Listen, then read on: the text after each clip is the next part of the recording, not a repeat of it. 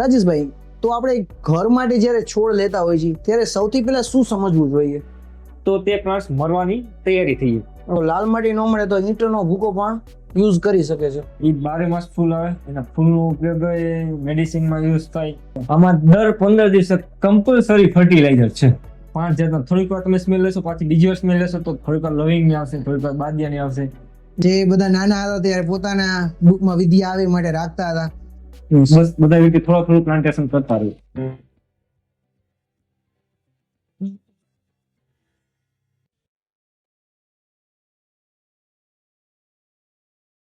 નમસ્કાર મિત્રો, વાતો વિથ મૌલિક યુટ્યુબ ચેનલ ઉપર આપ સર્વેનું સ્વાગત કરું છું.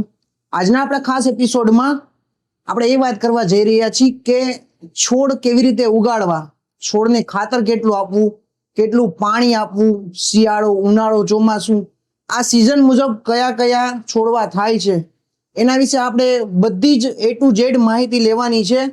જેમાં ઘણી વખત એવું થાય છે કે ફૂલ નથી આવતા હોતા, પાન હોય, આપણે છોડવો વિકસિત થતો હોય ફૂલ નથી આવતા હોતા, ઘણી વખત સુકાઈ જાય છે તો પાણી કેટલું આપવું, એના વિશે A to Z માહિતી આપણે રાજેશભાઈ પાસેથી લેવાની છે. વેલકમ રાજેશભાઈ. થેન્ક યુ મૌલિકભાઈ, આ પોડકાસ્ટમાં મને આમંત્રિત કરવા માટે. તમે જેમ જણાવ્યું તેમ આજે આપણે 100+ પ્લાન્ટ્સ વિશે માહિતી દઈશું. ઓકે રાજેશભાઈ, તો આપણે ઘર માટે જ્યારે છોડ લેતા હોય છે ત્યારે સૌથી પહેલા શું સમજવું જોઈએ? સૌથી પહેલા આપણે એ જાણવું જોઈએ કે મારા તે એરિયામાં કેટલો સૂર્યપ્રકાશ સીધો આવે છે કે ઇનડાયરેક્ટ આવે છે. ઓકે, મારે ઘરમાં અંદર રાખવા છે કે ઘરમાં બહાર રાખવા છે. પછી મારે ફૂલ વાળા જોઈ છે કે ફૂલ વગરના જોઈશું, અને એ બધી વસ્તુ આપણે જાણવી જોઈએ. એના ધ્યાનમાં રાખીને આપણે આગળ વધવું જોઈએ. ઓકે, ફર્સ્ટ સ્ટેપ એ આપણું સ્ટેપ થઈએ કે મારે તડકે રાખવા કે છાંયા. પછી સેકન્ડ પ્રાયોરિટી આપણે એવી હોવી જોઈએ કે કેટલી કલાક તડકો આવે છે.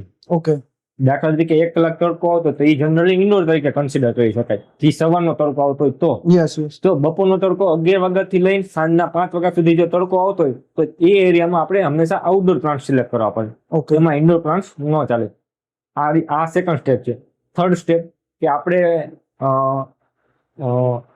જે પ્લાન્ટ્સ લઈ તે વધારે સેન્સિટિવ છે કે હાર્ડી પ્લાન્ટ.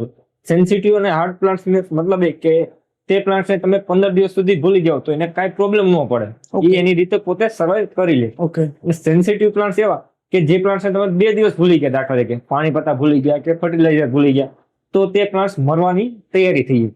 ઓકે, જો તમે શરૂઆતના બેઝમાં હોય, સ્ટાર્ટિંગ શરૂઆત જ કરતા હોય ગાર્ડનિંગ માટેની, તો તમારે હંમેશા હાર્ડી પ્લાન્ટ લેવા કે જે આરામથી મરે નહીં એના માટે. ઓકે, સેન્સિટિવ પ્લાન્ટ્સ જે પોતે બિગિનરમાંથી એડવાન્સ લેવલ આપણે કહી શકાય કે જેને થોડું વધારે નોલેજ આવી ગયું છે પ્લાન્ટ્સ બાબતે, તે બધા એ સેન્સિટિવ પ્લાન્ટ્સ લઈ શકે. ઓકે, એ તેને ધ્યાનમાં રાખો. રાજેશભાઈ, તો તમે જે વાત કરી કે સેન્સિટિવ પ્લાન્ટ અને હાર્ડ પ્લાન્ટ હોય છે, તો એના ઉદાહરણ તરીકે સમજાવો કે કયા કયા એવા પ્લાન્ટ છે? જો હાર્ડી પ્લાન્ટ્સ એવા કે જાસૂદ છે, ક્રોટન છે, ગુલાબ છે, જે બોગનવેલ છે, કરણ છે, જેઠુબા છે, આ બધા હાર્ડી પ્લાન્ટ કહેવાય. ઓકે, કે તેને લો મેન્ટેનન્સમાં ઇઝીલી સર્વાઈવ કરી જાય. ઓકે, સેન્સિટિવ પ્લાન્ટ્સ એવા જેમ કે પીસ લીલી છે, એન્થોરિયમ છે, લકી બાંબુ છે, એ બધા સેન્સિટિવ પ્લાન્ટ્સ, એને તમારે રેગ્યુલર ધ્યાન રાખવું પડે. ઓકે. એટલે આ તમે હાર્ડી પ્લાન્ટ કીધા, એનો મતલબ કે ઈ પાણી જ પાવાની જરૂર નથી 10-15 દિવસ? ના, પાણીનું નહીં, પણ પાણી તો જનરલી પાવું જ પડે. ઓકે, પણ હાર્ડી પ્લાન્ટ એટલે કે એમાં ગમે તે કઈ પણ જાતનો રોગ આવી ગયો, તો ગમે તે કઈ જાતનું એટમોસ્ફિયર આખું ચેન્જ થઈ ગયું સડનલી, અને તમે એના ઉપર કઈ ટ્રીટમેન્ટ ન કરી તો પણ તે પ્લાન્ટ સર્વાઈવ કરી જાય. ઓકે, એની પાસે રોગ પ્રતિકારક ક્ષમતા આપણે જેમ કહી શકીએ એનામાં વધારે હોય, ઓકે, અને ફંગસ ને એ બધું બહુ ઓછું લાગે એનામાં. ઓકે, એ બધા હાર્ડી પ્લાન્ટ કહેવાય. અને સેન્સિટિવ પ્લાન્ટ એવા કે જે શોર્ટ ટાઈમમાં તમે આજે પ્લાન્ટ એને જોઈને ગયા હોય, કાલે પ્લાન્ટ ડેડ થવાની તૈયારીમાં હોય. ઓકે, એ બધા સેન્સિટિવ પ્લાન્ટ્સમાં આવે. ડન. રાજેશભાઈ, હવે આપણે ઘર આંગણે કુંડા જ્યારે વાવવા છે તો માટી કઈ બેસ્ટ છે? માટી બેસ્ટમાં કયા પ્લાન્ટ્સ આપણે કયા રોપા લીધા હોય એના ઉપરથી માટીનું આખું પ્રોપોર્શનલ આવે. ઓકે, કે અમુક પ્લાન્ટ્સ હોય એને પાણી વધારે જોતું હોય, અમુક પ્લાન્ટ્સને પાણી ઓછું જોતું હોય, તો એ પ્રમાણે આપણે આખું માટીનું પ્રોપોર્શનલ બનાવવું પડે. ઓકે, એ રીતે માટીના પ્રોપોર્શનમાં આપણે જે ગુજરાત એરિયા રહ્યો એમાં મોટા ભાગે કાળી માટી વધારે હોય છે. ઓકે, એટલે આપણે એને ગાર્ડન સોઇલ તરીકે અહીંયા કન્સિડર કરી શકીએ. જ્યારે બહાર મહારાષ્ટ્ર ત્યાંથી બધાના રોપા જે આવતા હોય ત્યાં લાલ માટીનું પ્રમાણ વધારે, ત્યાંથી લાલ માટીના રોપા આવતા હોય. ઓકે ઈ પણ હવે કાળી માટી અને લાલ માટી વચ્ચે શું ડિફરન્સ છે એ હું તમને કહેવા માંગુ. જે કાળી માટી રહે એ ભેજનું આપણે કહીએ સંગ્રહ કરી રાખે, ઓકે બરોબર, એટલે લાંબા ટાઈમ સુધી તમારે પાણી પાવાની જરૂર ન પડે. જ્યારે લાલ માટી રહી તે ભેજનો સંગ્રહ ન કરી શકે, તમે જ્યારે પાણી પાયું તરત ઓન ધ સ્પોટ એ નીકળી જાય ઓકે અને ઝડપથી સુકાઈ જાય. એ રીતે બે હું સાથે લઈને આવ્યો છું, તમને બતાવીશું. ઓકે આ લાલ માટી છે કે મહારાષ્ટ્રની બધા એરિયામાંથી વધારે પડતું બને, અને જે ઈંટું બનાવવા વાપરે ઘણા વ્યક્તિ રહ્યા એ ઈંટનો ભૂકો વાપરવાનો છે. શેના માટે? કે લાલ માટીમાં. કારણ જે પ્લાન્ટ છે તેને પાણી ઓછું જોઈએ. તો પાણી કયા પ્લાન્ટ્સને ઓછું જોઈએ? જેમ કે થીર વાળી વસ્તુ હોય. થીર એટલે ચંપો હે, ઇફોબિયા હે, એડેનિયમ હે. એડેનિયમ ની બધા વ્યક્તિને પાણી ઓછું જતું, તેના માટે લાલ માટીનો યુઝ કરે. કારણ લાલ માટીની જગ્યાએ ઈંટુનો ભૂકો યુઝ કરે. બે સેમ વસ્તુ. ઓકે એટલે આપનું કહેવાનું છે કે લાલ માટી કદાચ કોઈને જો યુઝ કરવી છે તો લાલ માટી ન મળે તો ઈંટનો ભૂકો પણ યુઝ કરી શકે છે. હા, કરી છે. ઓકે ઓકે નહીં, લાલ માટી બેઝિકલી આવે છે ક્યાંથી? લાલ માટી બેઝિકલી મહારાષ્ટ્રનો જે એરિયા રહ્યો, ઓકે પુના, અહીંયા એરિયાથી આરામથી મળી જાય. અને આપણે અહીંયા સૌરાષ્ટ્રમાં પણ અમુક અમુક જગ્યાએ મળે છે, જેમ કે થાન છે, ચોટીલા છે, એ બધા એરિયામાં લાલ માટીનું પ્રમાણ હોય છે. ઓકે આ આપણી કાળી માટી છે, જે આપણા સૌરાષ્ટ્ર એરિયામાં સૌથી વધારે પ્રમાણમાં જોવા મળે છે. આ માટીનું સૌથી સારું વસ્તુ એ કહેવાય કે તે પાણીનો સંગ્રહ કરી શકે છે. જો આપણા સૌરાષ્ટ્ર એરિયામાં પાણી ઓછું હોય, ઓછું પાણી પાવાની જરૂર પડે, ત્યારે આ માટી કામમાં આવે. કારણ કે આ શું કરે? પાણીનો સંગ્રહ કરી રાખે અને તમારે વારંવાર પાણી ન પાવું પડે એના માટે. એટલે રાજેશભાઈ, જે ખેતીમાં વપરાતી હોય છે ઈ આ જે કાળી માટી હોય છે એ જ હોય છે કે? હા, આપણે ખેતીમાં જે માટી છે સેમ ટુ સેમ આ ઈ જ છે. ઓકે ઓકે તે રાજેશભાઈ, કોકોપીટ કરીને હોય છે, એ શું હોય છે એ જરાક બતાવી દો.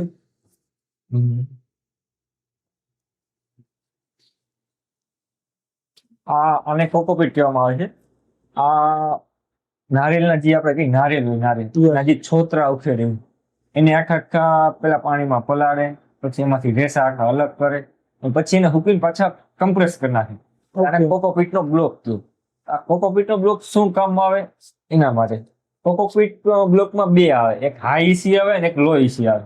ઓકે જે હાઈ ઈસી આવે એટલે એમાં શું કે સોલ્ટનું પ્રમાણ વધારે હોય, એને હાઈ ઈસી કહેવામાં આવે. સોલ્ટનું પ્રમાણ એટલે કે આ બધું બને ક્યાંથી? કે દરિયાકાંઠાના જે વિસ્તાર હોય ત્યાંથી નારિયેળને બનતા હોય, એના જે છોતરા હોય, બરોબર. જ્યારે એને ફૂકવીને પાણીમાં પલાળીને હૂકવીને પાણીને પલાળીને હૂકવીને જે આખું જે અંદર સોલ્ટનું પ્રમાણ હોય એ બહાર કાઢી નાખે, બરોબર. ઓકે એને બધા આપણે કહીએ લો ઈસી.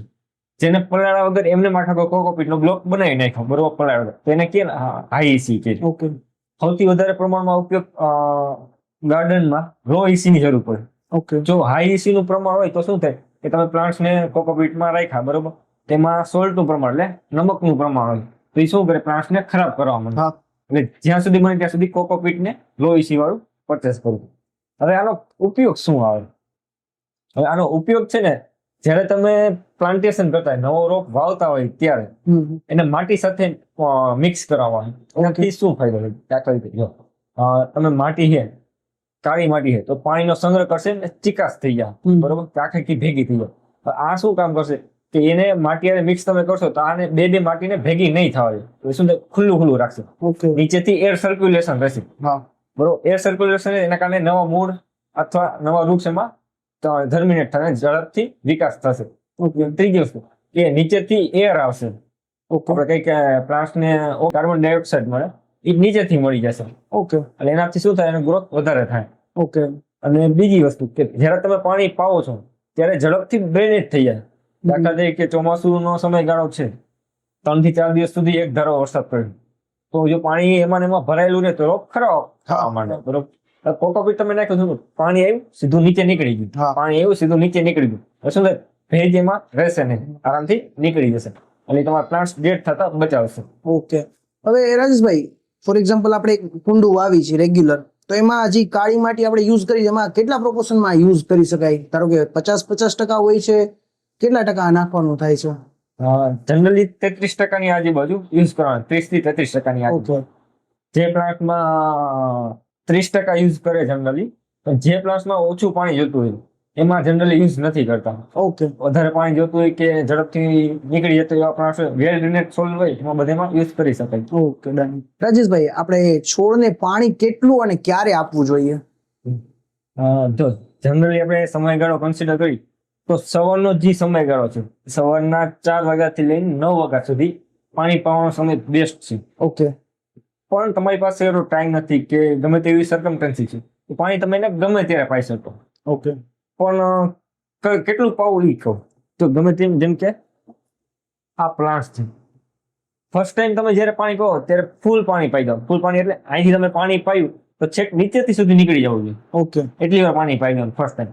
પછી શું, સેકન્ડ ટાઈમ જ્યારે તમારે પાવું હોય ત્યારે પેલા ઉપર માટીનું લે તમારે આમ ચેક કરવાનું, હાથમાં અડવાનું. જો તમને ભીનું લાગે તો પાણી નહીં પાવાનું. ઓકે જે દિવસે તમને સૂકું લાગે, તમે ટચ કર્યું અને તમને લાગ્યું સૂકું, ત્યારે પાણી પાવાનું. ઓકે ત્યારે પાછી એને ફૂલ પાણી પાવાનું કે પાછું ઉપરથી પાયું નીચેથી નીકળી જાય એટલું. બસ આ સિક્વન્સ જનરલ રાખવાનું. બને ત્યાં સુધી સાંજના સમયમાં પાણી ન પાવું. સાંજના સમયમાં શું થાય, તમે પાણી પાવો તો પાણી નીચે ભરાયેલું રહે, એના કારણે ફંગસ આવવાના ચાન્સીસ વધી જાય. Yes yes.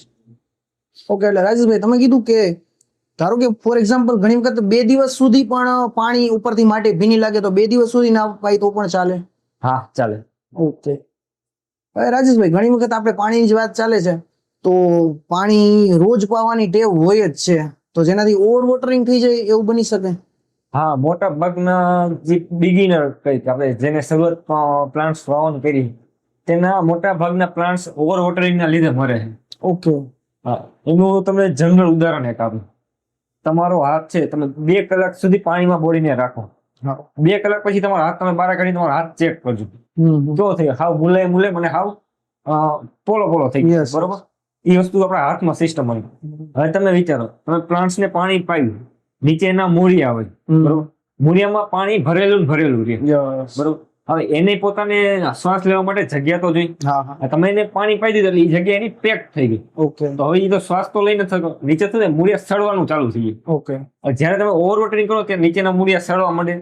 મૂળિયા સડવાનું એકવાર ચાલુ થાય નીચે ફંગસ લાગવાનું ચાલુ થઈ જાય. જ્યારે તમે ઓવર વોટરિંગ કરશો એટલે સૌથી પહેલું રીઝન આ થશે, મૂળિયાને એને શ્વાસ નહીં લઈ શકે, એના કારણે મૂળિયા તમારા સડવા માંડશે, પછી રોપ ડેડ થવા માંડશે. ઉપરથી તમને રોપ સારો લાગતો છે પણ નીચેથી સડવાનું ચાલુ થઈ જાય તમારે. ઓકે, એટલે જે તમે ખાસ કીધું એ તો ધ્યાન રાખવું જ પડશે કે જ્યારે માટી ભીની હોય ત્યાં સુધી પાણી પાવાનું જ નહીં. હા. ઓકે. રાજેશભાઈ, હવે આપણે જે વાત થઈ પણ આપને છોડવા ઉપરથી ક્યારે એવું ધ્યાન જાય છે કે આ આપણે છોડ છે ને પાણી વધારે થઈ ગયું છે?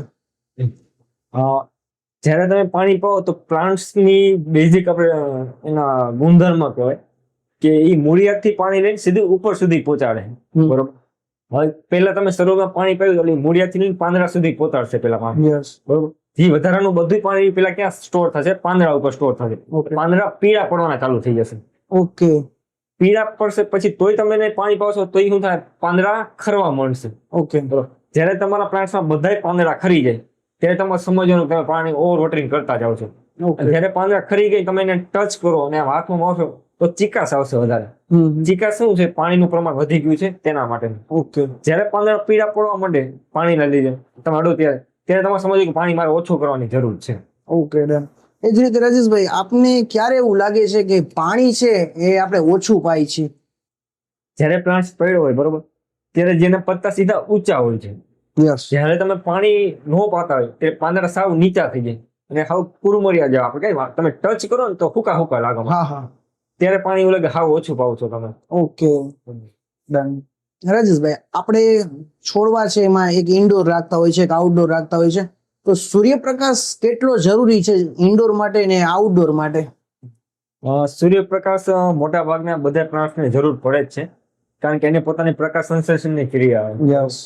પણ એમાં 2 ભાગ પડે, જેમ કે ઇન્ડોર આવે ને એક આઉટડોર આવે. જે આઉટડોર વાળા આવે એમાં કેવું કે સૂર્યપ્રકાશ સીધો પડવો જોઈએ એના ઉપર.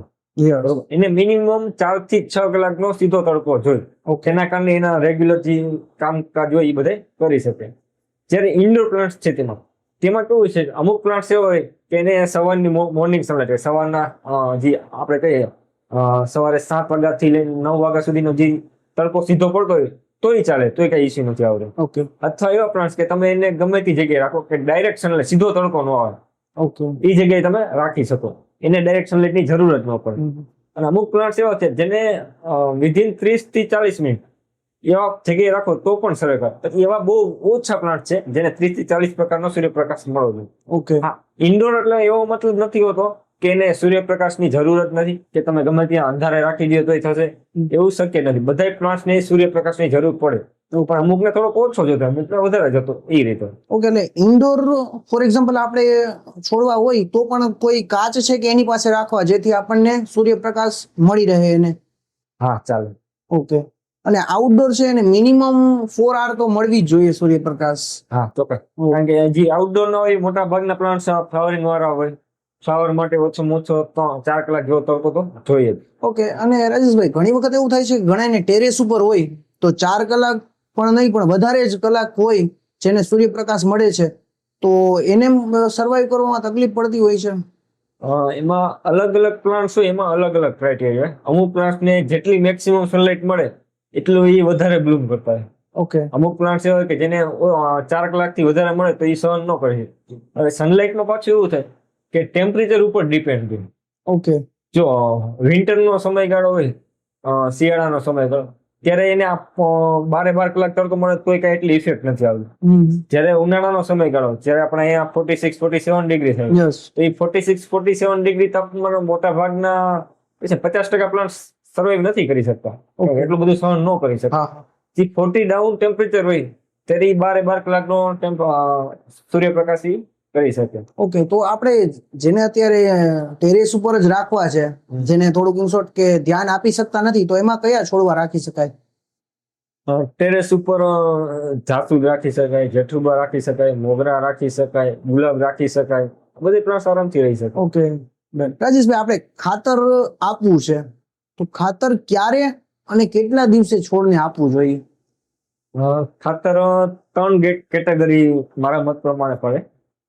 પહેલી કેટેગરી છે કે જો આપણે કિચન ગાર્ડન કરતા હોય, આપણે જનરલી આ બધા ભાગ કન્સિડર કરી ઘર માટે, ઓફિસ માટે, એ રીતે.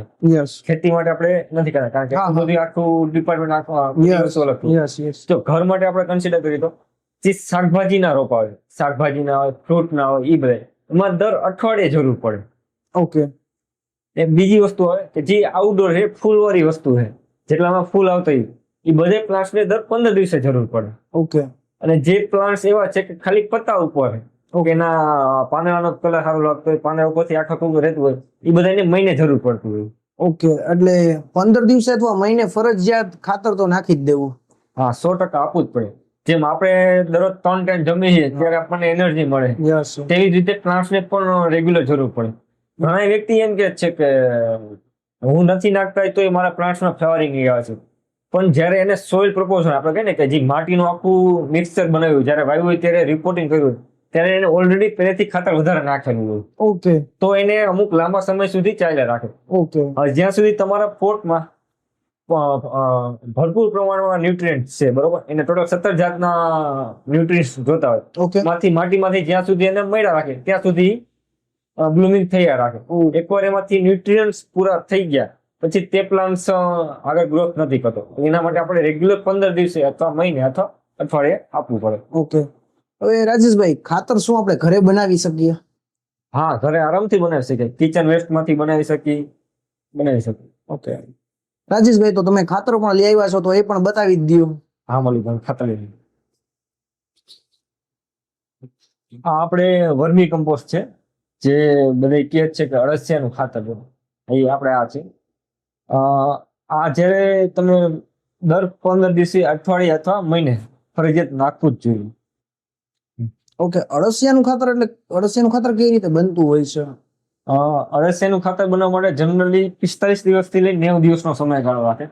જે આપણે રેગ્યુલર આપણે છાણ કહી, છાણને આખા બેડમાં નાખી દે પેલા, પછી એના ઉપર પાણીનો સ્પ્રે કરે, પછી એના ઉપર અળસિયા નાખવામાં આવે. ઓકે. જે અળસિયા રહ્યા એ શું કરે, જે છાણ છે એમાંથી જે કાચું મટીરિયલ જે બધું કહી બધું પોતે ખોરાક તરીકે લે અને જે પાછું એક્સટ્રેક્ટ કરે, એ બધું બને, એ અળસિયાનું ખાતર બને. એના માટે 45 થી 90 દિવસ સુધી સમયગાળો લાગે. ઓકે. અને આ જે ખાતર છે અળસિયાનું, એ બધામાં આપણે યુઝ કરી જ શકાય છે? હા, અળસિયાનું ખાતર બધામાં યુઝ, ઇન્ડોર આઉટડોર બંનેમાં કરી શકીએ. ઓકે. આ બીજું ખાતર પણ આપણે સાથે લઈને આવ્યા છીએ. જેમાં ડીએપી, એનપીકે, બાયોફ્યુલ, સીવીડ્સ બધું મિક્સિંગ કરેલું. આ કેમિકલ તરીકે કન્સિડર થાય. આની પહેલા જે આપણે બતાવેલું હતું તે પ્યોર ઓર્ગેનિક હતું. આ પણ દર 15 દિવસે અને મહિને નાખવાની જરૂર પડે. તો આની ક્વોન્ટિટી બહુ ઓછા પ્રમાણમાં યુઝ કરવાની. ઓકે, એટલે આ ક્વોન્ટિટી એટલે ધારો કે એક આપણું નોર્મલ કુંડું છે તો કેટલું આપણે એક ચપટી ભરીને નાખવાનું હોય છે?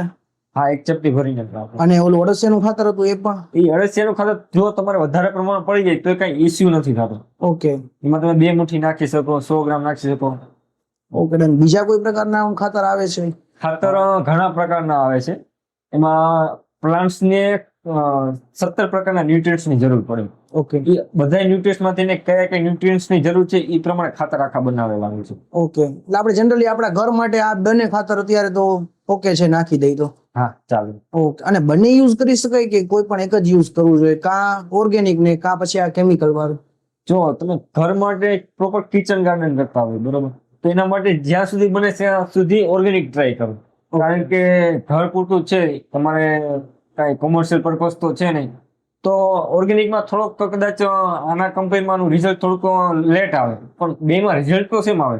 આમાં જયારે 5-6 દિવસમાં રિઝલ્ટ આવે, આમાં 7 દિવસે રિઝલ્ટ આવે. ઓકે. એટલો ફેર ખાલી, બીજો કઈ. આજી ખાતર છે એ આપણે ધારો કે તુલસી છે, પછી ગુલાબ છે, મોગરો છે, ઇન્ડોર આઉટડોર પ્લસ શાકભાજી બધામાં એક યુઝ કરી શકાય છે? હા, કરી શકાય. ઓકે. હવે રાજેશભાઈ, ઘણી વખત બધા એમ કહેતા હોય છે કે ચા ને ખાતર તરીકે યુઝ કરે છે, તો શું કરી શકાય છે? હા, ચાને ખાતર તરીકે યુઝ કરી શકાય. જો તમે યુઝ કરેલી ચા હોય તો એને પેલા 2 થી 3 વખત ધોઈને સૂકવી દો, પછી તમે યુઝ કરો. જે મોટા ભાગે ગુલાબમાં વધારે યુઝ કરે છે. ઓકે. 3 થી 4 વખત ધોવાનું કારણ એ છે કે તમે જયારે ચા બનાવો તેમાં ખાંડ હોતક સુગરનું પ્રમાણ હોય. હા હા. બરોબર, ઈ 3-4 વાર ધોવો એટલે શું થાય, એમાંથી નીકળી જાય, પછી તમે Yes. યુઝ કરી શકો.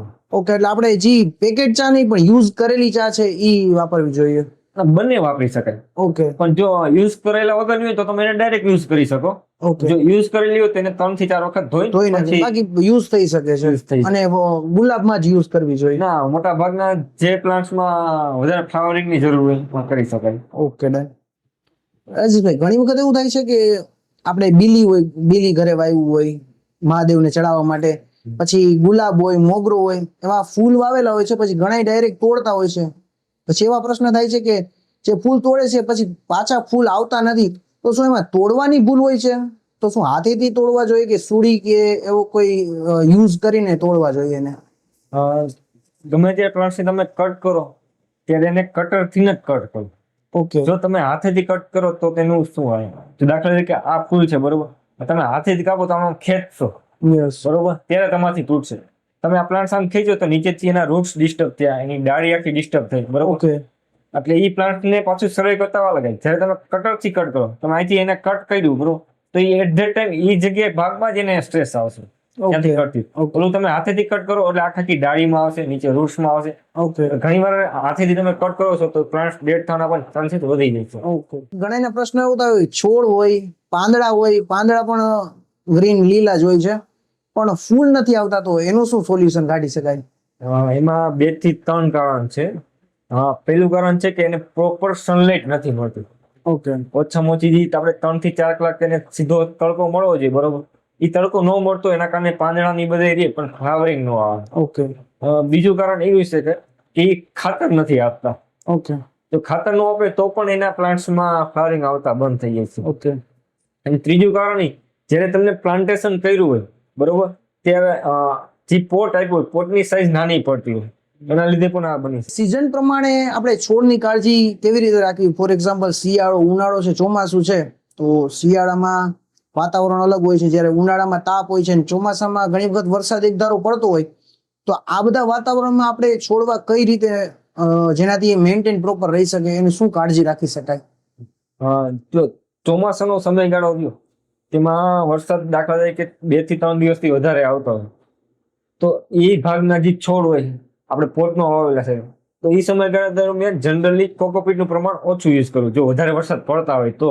ઓકે. જ્યારે તમે પ્લાન્ટેશન કરો ત્યારે કોકોપીટ એટલે આપણે જે ઓલું તમે બોક્સ ટાઈપ બતાવ્યું, યસ યસ, બ્લોક બતાવ્યું, તો તેનો યુઝ જે તે સમયે ઓછો કરો. ઓકે. અને એવા પ્લાન્ટ્સમાં બહુ જ ઓછો કરો જેને પાણી ઓછું જોતું હોય. ઓકે. એટલે શું થાય, વધારાનું જે પાણી આવે એ એમાં એબ્ઝોર્બ ન રહે. હા જો તેમ છતાં વરસાદ વધારે હોય તો એને એવા ભાગમાં લઈ લો કે જ્યાં પાણી એને આવે નહીં એ રીતે. ઓકે શિયાળાનો સમય, શિયાળાના સમયગાળામાં તડકો બહુ ઓછો આવતો હોય, ઠંડીનું પ્રમાણ વધારે હોય, તો જે પ્લાન્ટ્સ શિયાળામાં ડોર્મેન્સીમાં જતા, એટલે કે સુસુપ્ત અવસ્થામાં જે પ્લાન્ટ પોતે સુઈ જતા હોય, તેમાં બને ત્યાં સુધી કાંઈ પણ જાતના વધારાનું ફર્ટિલાઇઝર એડ ન કરો. જેમાં નવા ગ્રોથ ન આવતો હોય તો તમારે એક્સ્ટ્રા વસ્તુ કાંઈ ન કરવી, કે એ સમયગાળા દરમિયાન તે પ્લાન્ટ્સ ડોર્મેન્સીમાં હોય એટલે એને એમને એઝ ઇટ ઇઝ રહેવા દેવું. ઘણા શું કરે કે શિયાળાના સમયગાળા પ્લાન્ટ્સ ડોર્મેન્સીમાં હોય તેમાં એક ફર્ટિલાઇઝર નાખે, બીજું નાખે, ત્રીજું નાખે, યસ યસ પછી એમ કે આમાં કઈ થતું નથી, કઈ થતું નથી, પછી પાછા એને રિપોર્ટ કરે. હા એટલે એવું નહીં કરવાનું છે. ઓકે ને ઉનાળાના સમયગાળા દો, ઉનાળાના સમયગાળામાં હીટવેવ નું પ્રમાણ વધારે, તો તમારે ઉપર નેટ શેડ કરી નાખો કે જેના કારણે 46-47 ડિગ્રી થતું હોય તો એ શેડ ની નીચે આવી જાય તો ટેમ્પરેચર થોડુંક લો થાય. યસ બને તો સુધી ફોગર નો યુઝ કરી નાખો, કે જ્યારે ટેમ્પરેચર બહુ હાઈ છે તો તમારા આખા ગાર્ડન એરિયામાં ફોગર તમે નાખી દો તો 3 થી 4 ડિગ્રી જેટલું તાપમાન ઓછું રહે, જે લૂ લાગે તે લાગે નહીં. ખોટું કરવું. છોડમાં જીવાત પડી જાય છે ઘણી વખત. હાલો કોઈ પણ ભૂલ થઈ ગઈ, જે આપણે પેલા તમે સમજાવ્યું કે પાણી XYZ ગમે એ ભૂલ થઈ ગઈ, હવે છોડમાં જીવાત થઈ જ ગઈ, તો હવે આપણે ફર્સ્ટ સ્ટેપ શું ધ્યાનમાં રાખી શકાય? ફર્સ્ટ જે પ્લાન્ટ્સમાં આપણને એવું લાગે કે આમાં જીવાત થઈ ગઈ છે તે પ્લાન્ટ બીજા બધા પ્લાન્ટ થી સાવ અલગ કરી નાખો. ઓકે એ અલગ થઈ ગયા પછી એનામાં ટ્રીટમેન્ટ સ્ટાર્ટ કરો. શરૂઆતનો બેઝિક સ્ટેપ છે કે નીમ ઓઇલ નો સ્પ્રે કરો. જો નીમ ઓઇલ નો મળે તો ખાટી છાશ જે ઘરની બનાવે છે, ઓકે જે ઘરની બનાવેલી ખાટી છાશ હોય અને પાણી બેનું મિક્સિંગ કરે એના પર યુઝ કરો. ઓકે જનરલી જો નોર્મલ પ્રમાણમાં હોય જીવાત તો એને 2 થી 3 દિવસે ટ્રાય કરો. 2 થી 3 વખત ટ્રાય કરશો ત્યાં તમારે સોલ્વ થઈ જશે. ઓકે જો એથી વધારે હોય તો એડવાન્સ સ્ટેપમાં જવાનું. ડન. રાજેશભાઈ, આપણે પોટ ચેન્જ ઘણા કરતા હોય છે, જે પહેલાના માણસો તો બહુ પોટ ચેન્જ કરતા, અત્યારે બહુ ઓછું થઈ ગયું છે, તો પોટ ચેન્જ ક્યારે કરવા જોઈએ? પોટ ચેન્જ જ્યારે કોઈ પણ પ્લાન્ટ તમે વાવ્યો છો, નવો ગ્રોથ નથી આવતો, નવા નથી પાંદડા આવતા, જે પ્લાન્ટ જે સ્થિતિમાં છે 2 મહિના પછી પણ સેમ સ્થિતિમાં રહે, એક ને એક સ્થિતિમાં, અને જ્યારે તમે પાણી પાવો છો ત્યાં નીચેથી નીકળતું નથી, એટલે આપણે કઈ કે રૂટ બાઉન્ડ થઈ ગયા, આખા કુંડામાં તમારા રૂટ ભરાઈ ગયા હોય, બરાબર? નીચે કઈ માટી ને એવું કઈ વહી જ નહીં, ત્યારે તમારે પોટને ચેન્જ કરવો પડે. પોટ ચેન્જ કરવો પડે અથવા નીચેથી રૂટ ટ્રીમિંગ કરવા પડે, નીચેથી રૂટ તમારે કાપવા પડે, તો જ પ્લાન્ટ સારો રહેશે, હેલ્ધી રહેશે અને ફ્લાવરિંગ આવશે. નકર તે પ્લાન્ટ અમુક ટાઈમ પછી મરવાનું ચાલુ થઈ જશે, કારણ કે નવા જે વ્હાઇટ મૂળ છે, આપણે વ્હાઇટ મૂળ આવશે નહીં, જે પહેલેથી જૂના મૂળ છે તે પોતે થતા રહેશે. ઓકે, તો તમે રાજેશભાઈ જે મુજબ કીધું કે આખાઈમાં જ્યારે રૂટ ભરાઈ ગયા હોય છે, એ મેં જોયેલું છે, તો જ્યારે આપણે રૂટ ભરાઈ જાય છે ત્યારે જે રિપોર્ટ કરતા હોય છે કે એજને જે પોટ છે એને ચેન્જ કરીને બીજા પોટમાં નાખી છે, તો એ જે બધા મૂળ હોય એ આપણે કાઢી નાખવા જોઈએ કે એ રાખવા જોઈએ? બધાય મૂળ તો ન કાઢાય, પણ એમને અડધા ભાગમાં નીચેના ભાગના જે મૂળ હોય એ તમે એને ટ્રીમ કરી શકો. ઓકે. અને ઘણી વખત આપણે એમ છે કે એ માટી છે પણ આપણે છોડવો બીજો વાવવો છે, તો આપણે શું કરી શકાય? ધારો કે માટી આપણે એક ગુલાબ વાવ્યું છે, હવે એ આખું સુકાઈ ગયું છે અને આખાઈમાં નીચે મૂળ એના છે, હવે એ જ માટી મારે જ્યારે મોગરામાં યુઝ કરવી છે તો એના જે મૂળ હોય તો મારે એ મૂળ છે, કારણ કે એની ડાળીઓ આખાઈમાં માટીમાં મિક્સ થઈ ગઈ હોય તો એ બધી મારે કાઢીને પાછો મોગરો વાવવો જોઈએ કે એઝ ઇટ ઇઝ વાવું તો પણ ચાલે? હા, એ માટી તમે છે માટી પેલા ચાળી નાખવાનું, જેના રૂટ્સ હોય એ બધે અલગ કરી નાખવાના. ઓકે. પછી માટીને 2 દિવસ સુધી સૂકવી નાખવાનું ફૂલ તડકામાં. ઓકે. એટલે જે કઈ પણ ફંગસ ને એવું કઈ લાગ્યું હોય એ તડકાના લીધે નાશી. 2 થી 3 દિવસ પછી તમે માટી પાછી યુઝ કરી શકો. ઓકે, એટલે મારે જે જૂના રૂટ છે એ તો મારે કાઢવા ફરજિયાત છે, એના જેવું છે. હા, કાઢો. ઓકે રાજેશભાઈ, હવે આપણે કુંડા અત્યારે પ્લાસ્ટિકના હોય છે અને માટીના હોય છે, તો બેસ્ટ કયા કુંડા છે કે જેમાં આપણે લાંબા સમય માટે સર્વાઈવ અને કુંડા પ્રોપર ઉગી શકે છે? કુંડામાં 4-5 વેરાયટી આવે. ઓકે. પ્લાસ્ટિક ના આવે, માટીના આવે, સિરામિક ના આવે, ફાઈબર ના આવે, એ રીતે આવે. એમાંથી સૌથી સારામાં સારા કહી શકાય તો માટીના. ઓકે. એનું કારણ એ છે જ્યારે તમે વધારાનું પાણી તમે પાવ છો, બરોબર, ત્યારે માટીમાં જે હોય એમાં વચ્ચે એર રહી જતી હોય, એના કારણે શું વધારાનું પાણી સીધું બહાર નીકળીએ ગમે તે જગ્યાએથી. જ્યારે પ્લાસ્ટિક, સિરામિક એ બધેમાંથી બહાર ન નીકળી શકે. ઓકે. હવે મારે એક પ્રશ્ન એ છે કે આપણે કુંડા હોય ઘણી વખત નીચે કાણું કરતા હોય છે, તો એ કાણું ઘણીવાર પ્લાસ્ટિકમાં નથી આવતું, તો એ ફરજિયાત આપણે તો કરી જ નાખવાનું. નીચે જેટલા હોલ વધારે હોય એટલું તમારા પ્લાન્ટ્સ માટે સૌથી સારું. કારણ કે એનાથી શું થાય, વધારાનું પાણી બહાર નીકળી જાય, નીચેથી હવાથી એર લેશે, રૂટ આરામથી જઈ શકશે. ઓકે.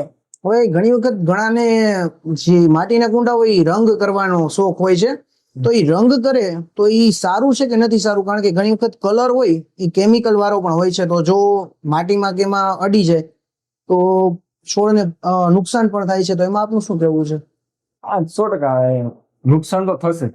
કારણ કે તમે એમાં કેમિકલ યુઝ કરો ને, તે કેમિકલ પોતે એબ્ઝોર્બ કરશે પ્લાન્ટ. તો બે કરી શકાય કે ના કરી શકાય? તો આપણે એસ્થેટિક લુક પ્રમાણે જોઈએ તો બધાને સારું દેખાડવા માટે Yes. 100% કરવાના જ છે. હા. ને પ્લાન્ટની નજરથી આપણે જોઈએ તો ન કરે તો સૌથી સારું. ઓકે. કારણ કે એ વસ્તુ એને એબ્ઝોર્બ કરી પછી એને ક્લીન કરશે, યસ યસ. એનામાં એની એનર્જી વેસ્ટ થશે. ઓકે. અમુક કેમિકલ એવા હોય કે તે પોતે એબ્ઝોર્બ કરવા જાય તો પોતે ડેડ થવાના ચાન્સીસ છે. ઓકે રાજેશભાઈ, હવે આપણે જે તમે સ્ટાર્ટિંગમાં કીધું હતું કે આપણે 100+ ઝાડવા આજે લાઈવ તમે બતાવવાના છો, તો સૌપ્રથમ આપણે તુલસીથી શરૂઆત કરીએ તો તુલસી કેટલા પ્રકારના છે અને કયા કયા સિઝનમાં આપણે ઉગાડી શકાય છે એનું બધું જ મહત્વ તમારી પાસે જાણવું છે આજે. તુલસી મને જ્યાં સુધી ખ્યાલ છે ત્યાં સુધી 5 થી 6 જાતના આવે. ઓકે. એમાં એક રામ તુલસી આવે, શ્યામ તુલસી આવે, વિક્સ તુલસી આવે, સ્ટીવિયા આવે અને એક બેઝિલ આવે. સૌથી પહેલા રામ તુલસી, જો આપણા રામ તુલસી છે, આપણા રામ તુલસી છે જે આપણે પૂજામાં એમાં વાપરી એ માટે. હવે આ તુલસીમાં શું ધ્યાન રાખવું, જે આપણા રામ તુલસી રહ્યા સાયન્ટિફિક રીતે પ્રૂવ થયેલું કે જેના લેખ આવેલા. બે પ્લાન્ટ્સ જ એવા છે કે 24 કલાક ઓક્સિજન આપે, 24 કલાક સુધી પોતે કાર્બન ડાયોક્સાઇડ એબ્ઝોર્બ કરે. એમાં એક આપણા રામ તુલસી છે અને એક બીજો પીપળો છે. બે જ પ્લાન્ટ્સ એવા છે જે સાયન્ટિફિક રીતે પ્રૂવ થયેલા કે જે 24 કલાક ઓક્સિજન આપે. આનો ઉપયોગ શરદી, ઉધરસ, તાવ બધામાં ઉપયોગ થાય છે. બીજી વસ્તુ, તુલસીને જેટલો વધારે સૂર્યપ્રકાશ મળે એટલા તુલસી સૌથી સારા થાય. તો જ્યારે ઘણા ઘરની અંદર છાયામાં રાખ્યું તેને વધારે તડકો ન લાગે એના માટે, પણ આને જેટલો તડકો વધારે મળે એટલા તુલસી સારા થાય છે. હવે આના પછી છે બીજા શ્યામ તુલસી. શ્યામ તુલસીમાં કેવું હોય કે એની વચ્ચેની જે સ્ટેમ રહે એના પત્તા રે કાળા કલરના આવે, એ બધા શ્યામ તુલસી આવે છે. એના પછી બીજું છે વિક્સ તુલસી. જે વિક્સ તુલસી આપણે ટેસ્ટ એને કરો તો વિક્સ ચોકલેટ જેવો આવે, શરદી તાવ ઉધરસમાં એમાં પણ વાપરવામાં. અહીં તમે માઉથ ફ્રેશનર તરીકે પણ ઉપયોગ કરી શકો છો. ઓકે. એના પછી બીજા છે બેઝિલ તુલસી. એ બેઝિલ તુલસી રહ્યા એ પત્તા વેસ્ટર્ન ડિશિસ કહી શકાય, ખાવામાં જે જગ્યાએ આપણે ડિશિસ બનાવતા હોય એ બધામાં બેઝિલ તુલસીનો ઉપયોગ થાય છે. ઓકે. એના પછી છે સ્ટીવિયા તુલસી. જે સ્ટીવિયા તુલસી જે ડાયાબિટીસ વાળા બધા વ્યક્તિ હોય, જે ખાંડની જગ્યાએ તમે સ્ટીવિયા તુલસીનો ઉપયોગ કરો તો એ ખાંડ જેટલું મીઠું આવે. ઓકે, એટલે એમાં ફોર એક્ઝામ્પલ કોઈને સુગર ફ્રી ટાઈપ ચા કે એવું પીવે છે, હા, અથવા કોઈ ખોરાકમાં યુઝ કરવો છે તો ડાયરેક્ટ ઈ પાન તોડીને યુઝ કરી શકે છે. હા કરી શકે. એટલે ખાંડ કરતા પણ વધારે મીઠા હોય છે. તમે એકવાર એનું પાંદડું ખાવ તો તમને વધુમાં વધુ 1 થી 2 કલાક સુધી તમારા મોંમાં એનો ટેસ્ટ રહ્યો. ઓકે. એટલે તમારું કહેવાનું એમ છે કે તુલસી તો બધાએ પોતાના ઘરમાં રાખવા જ જોઈએ. હા, 100% હોવા જ જોઈએ. Okay, done. રાજેશભાઈ, તુલસીમાં માંજર આવી જતા હોય છે, તો માંજર કઈ રીતે તોડવા જોઈએ? ઘણા એમ કે છે કે તુલસીમાં માંજર ન રખાય, તો એમાં આપનું શું કેવું છે? તુલસીમાં માંજર આવે ત્યારે એ સીડ જર્મિનેટ કરે, આપણે કે બિયારણ બનવાનું ચાલુ થાય. ઓકે. જો એ માંજર તમે એને કટ ન કરો તો એની ઉંમર ઝડપથી વધવા માંડે અને ઝડપથી રોગ ખરાબ થવાના શરૂઆત થઈ જાય. ઓકે. માંજર તમે જો કાપી નાખો તો પ્લાન્ટ તમારો હેલ્ધી રહેશે, વધારે બ્રાન્ચો આવશે ને વધારે પાંદડા આવશે. ઓકે. અને એ તમે કીધું કે બિયારણ તરીકે યુઝ થઈ શકાય, તો માંજર સાચવતા હોય છે કે પાછા જ્યારે તુલસીનો રોપો ઉગાડવો હોય ત્યારે કામ કરે, તો એવી રીતના કરી શકાય છે? હા, કરી શકે. માંજરથી તુલસી થઈ જાય. ઓકે, એટલે માંજર તોડી અને કોઈ ડબ્બામાં કે એમાં પેક કરીને રાખી દેવાના. ડબ્બામાં પેક, માંજરને આખા મસળવા પડે, એમાંથી વચ્ચેના બિયારણ નાનકડા અમતા હોય. ઓકે, ઈ જ રાખવાના. હા, ઈ જ રાખો. ઓકે, જે બધા માંજર આખા રાખી દે છે તો ઈ ખોટું છે. કારણ કે ઈ ટોટલી જે આખી માંજર હોય ડાળી એમાં ઓછામાં ઓછા 40 થી 50 સીડ્સ હોય. ઓકે. જ્યારે તમે આખું માંજર હોય એમાંથી 40-50 સીડ માંથી વધુમાં વધુ 2 થી 3 જ બની શકે. ઓકે. જ્યારે તમે એને મશીન આખા સાફ કરીને વાપરો તો 40 થી 50 રોપ થઈ શકે. ઓકે રાજેશભાઈ, હવે તો નેક્સ્ટ ગુલાબ જે તમે ગોઠવી દીધા છે, તો ગુલાબ કેટલા પ્રકારના હોય છે અને આપણે ઘરમાં કયા કયા પ્રકારના ગુલાબ વાવી શકાય છે અને બેસ્ટ શું છે એના વિશે સમજાવો.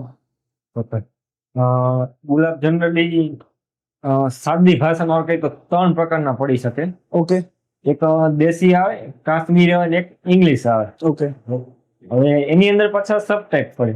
જેમ કે દેશી ની અંદર 2 કલર આવે, એક લાલ આવે અને એક ગુલાબી આવે. ઓકે એમાં જો આપણે આ છે આપણો દેશી ગુલાબ છે. દેશી ગુલાબમાં 2 પ્રકાર આવે, એક લાલ કલર આવે અને એક ગુલાબી કલર આવે. ઓકે એ રીતે હવે દેશી ગુલાબમાં સૌથી ઓછી મહેનતે સૌથી વધારે ફૂલ આવે. ઓકે એ રીતે. પણ આનું ગુલાબનું જે ફૂલ રહ્યું ગુલકંદમાં તમે વાપરી શકો, ગુલાબ જળમાં વાપરી શકો, અગરબત્તીમાં વાપરી શકો અને ખાવામાં પણ તમે વાપરી શકો. ઓકે દેશી ગુલાબ. હા, એટલે ફોર એક્ઝામ્પલ કોઈને ઘરે જ ગુલાબ જળ બનાવવું છે તો આના જ ફૂલનો યુઝ કરીને ગુલાબ જળ બનાવી શકે હા, છે. ગુલાબ જળ બનાવી શકો. ઓકે એટલે ઘરમાં વાવવું દેશી ગુલાબ જરૂરી છે. હા, અને પ્લસ આ ઓછી મહેનતે થાય છે. ઓકે જે બીજા ગુલાબ છે તે વધારે મહેનત અને વધારે ન્યુટ્રિશન અને વધારે કેર માંગે છે, જે આ ગુલાબ એટલું બધું કેર માંગતું નથી. ઓકે એટલે નોર્મલ ખાતર અને પાણીથી થઈ જાય છે. હા, નોર્મલ ખાતર અને પાણીથી થઈ ગયું. ઓકે ભાઈ દેશી તો સમજી લીધું, બીજું શું છે રાજેશભાઈ બતાવો. આ 3 કાશ્મીરી ગુલાબ છે જે અલગ અલગ કલરના છે. એક કેસરી છે, સફેદ છે અને ગુલાબી. આ ગુલાબ પણ લો મેન્ટેનન્સ છે કે જે આરામથી થઈ ગયું છે. તેને ફૂલની સાઈઝ થોડીક નાની હોય છે પણ ગુચ્છામાં ફૂલ આવતા હોય. એક આવે બંચ આપણે કહી શકીએ એ રીતના આવે. ઓકે ઓકે એટલે કાશ્મીરી જે છે એ 3 પ્રકારના હોય છે, વ્હાઈટ, કેસરી અને લાલ, 3 પ્રકારમાં આવે છે. આમાં હવે હાઇબ્રિડ વેરાયટી કરીને વધારે કલર પણ એક્સપાન્ડ થતા રહે છે. ઓકે અને આના પાન અને ઓલા પાન છે એમાં પણ ઘણો ફેર છે. આના પાન નાના હોય છે. હા, આના પાન નાના આવે છે, ઓના પાન જરા થોડાક મોટા હોય છે. ઓકે આની હાઈટ બહુ વધારે નથી થતી. દેશી ગુલાબની હાઈટ વધારે થાય છે. તો પછી આની હાઈટ જો વધારે ન થતી હોય તો આના કુંડા પણ નાના રાખવા પડે આપણે. જનરલી 8 ઇંચનું પોટ હોય એટલે ચાલે આના માટે. Okay 8 inch. Okay done. તો રાજેશભાઈ આપણે દેશી અને કાશ્મીરી બંને સમજી લીધું, હવે ઇંગ્લિશ વિશે સમજાવી દો. આ બધા ઇંગ્લિશ ગુલાબ છે. ઓકે જેમાં ઘણા બધા કલર આવે છે. અત્યારે આપણે 5 થી 6 કલર બતાવી શકીએ છીએ. ઓકે ઇંગ્લિશમાં મોર ધેન 40-50 વેરાયટી આવે. ઓકે જેમાં પાછા 2 ભાગ પડે, એક ડચ વેરાયટી આવે, એક સ્પ્રે વેરાયટી. ડચ વેરાયટીના જે ગુલાબ એનું ફૂલ મોટું થાય. ઓકે જે બધે આ બધે છે એ મોટા ફૂલ થાય. ઓકે અને સ્પ્રે વેરાયટી એ નાના ફૂલ આવે થોડા, પણ એ કલમથી બનાવે. જેટલા પણ ઇંગ્લિશ ગુલાબ છે બધે કલમ કરીને બનાવે. કલમ કઈ રીતે બનાવે જો, સૌથી પહેલા જે નીચેની સ્ટેમ રહી, આ સ્ટેમ એ જંગલી ગુલાબની હોય. જંગલી ગુલાબને અહીંથી બેન્ડ વાળે, વચ્ચેથી કાપો મારે, પછી અહીંયા બીજી ડાળી બેસાડે અથવા એનું બર્ડ્સ બેસાડે. એના કારણે બંધ થઈ ડચ વેરાયટી અને અલગ અલગ કલરના ગુલાબ બને છે. હવે આ ભાગથી જ્યાં આપણે કલમ કરી છે ત્યાં, તેનાથી નીચેના ભાગમાં અથવા ઉપરના ભાગમાં જેટલી પણ ડાળીઓ ઉગે એ જંગલી ગુલાબની છે. જંગલી ગુલાબની ડાળીમાં ફૂલ આવતા 3 વર્ષ થાય અને સૌથી વધારે ઝડપથી ન્યુટ્રિશન એબ્ઝોર્બ કરે. ઓકે એટલે જો ઈ ડાળી થતી હોય તો ઈ ડાળી આપણે કાપી નાખવી જોઈએ. હંમેશા કાપવા માટે સીઝરનો અથવા કટરનો યુઝ કરો, હાથથી નહીં. હવે આમાં શું ધ્યાન રાખવું, ઇંગ્લિશ ગુલાબ એમાં સૌથી વધારે કેરની જરૂર પડે. જેમ કે સૌથી પહેલી રિક્વાયરમેન્ટ, આ ફૂલ આખા ખૂબ ખીલી ગયું હોય તો ફૂલ ખીલી ગયું તો હંમેશા બધા અહીંથી કટ કરતા હોય. જો અહીંથી તમે કટ કરો તો શું થાય, અહીંથી એકવાર ફૂલ કટ થઈ ગયું બરોબર, પછી અહીંથી ફંગસ લાગવાનું સ્ટાર્ટ થઈ જાય. પછી એમ કરતા કરતા આખા ગુલાબ ડેડ થઈ જાય. જ્યારે પણ તમે ફૂલ કટ કરો ત્યાંથી 2 ડાળી મેકિંગ, જેમ કે એક આ ડાળી છે, એક આ ડાળી, 2 બ્રાન્ચો હોય, બ્રાન્ચોથી મેકિંગ, પછી અહીંથી સીઝરથી કટ કરો. એટલે શું થશે, ફંગસ લાગશે નહીં. આપણે ઘણી વખત તૈયાર લેતા હોય છે એમાં પણ એવી રીતે જ આવે છે, એટલે એ લોકો એવી રીતના તોડતા હોય છે ગુલાબ આપણે બહારેથી લઈ ત્યારે. હા, એ બધા એવી રીતે તોડે છે કારણ કે એમને પ્રેક્ટિસ હોય, તેમને આઈડિયા હોય છે જો ઉપરથી કટ કરશે તો ફંગસ લાગશે નહીં, પ્લાન્ટ ડેડ થવાના ચાન્સ. ફૂલ આપણે અહીંથી કટ કરો. જે પાણી પાવાની જે સિસ્ટમ રહી આપણે પેલા જેમ બતાવી તેમ કે પેલા પાણી ફૂલ પાઈ દેવું, પછી ઉપર માટી ટચ કરવાની, જ્યારે ઉપરની સોઇલ ડ્રાય થાય ત્યારે જ આપણે પાણી પાવાનું. ઓકે આમાં દર 15 દિવસે કમ્પલસરી ફર્ટિલાઇઝર છે. જો આમાં તમે ફર્ટિલાઇઝર નહીં નાખો તો આ પ્લાન્ટ્સમાં ફ્લાવરિંગ નહીં જ આવે, બહુ જ ઓછા પ્રમાણમાં આવશે. ઓકે બીજું શું, જ્યારે એનું ટેમ્પરેચર 40 ડિગ્રી અપ જતું હોય, જ્યારે 40 ડિગ્રીથી ઉપર ટેમ્પરેચર જતું હોય ત્યારે પ્લાન્ટને શેડમાં રાખો. શેડ એટલે નેટની નીચે, ઘરની અંદર નહીં. સનલાઇટ આવતું હોય પણ શેડની નીચે. એટલે ટેમ્પરેચર 40 થી નીચે થતું હોય તો એ પ્લાન્ટ આરામથી સારા ફ્લાવરિંગ આપ્યા રાખે. ઓકે જે ડચ વેરાયટી અથવા ઇંગ્લિશ ગુલાબ રહે તેમાં જનરલી થ્રીપ્સનો અટેક વધારે થતો હોય.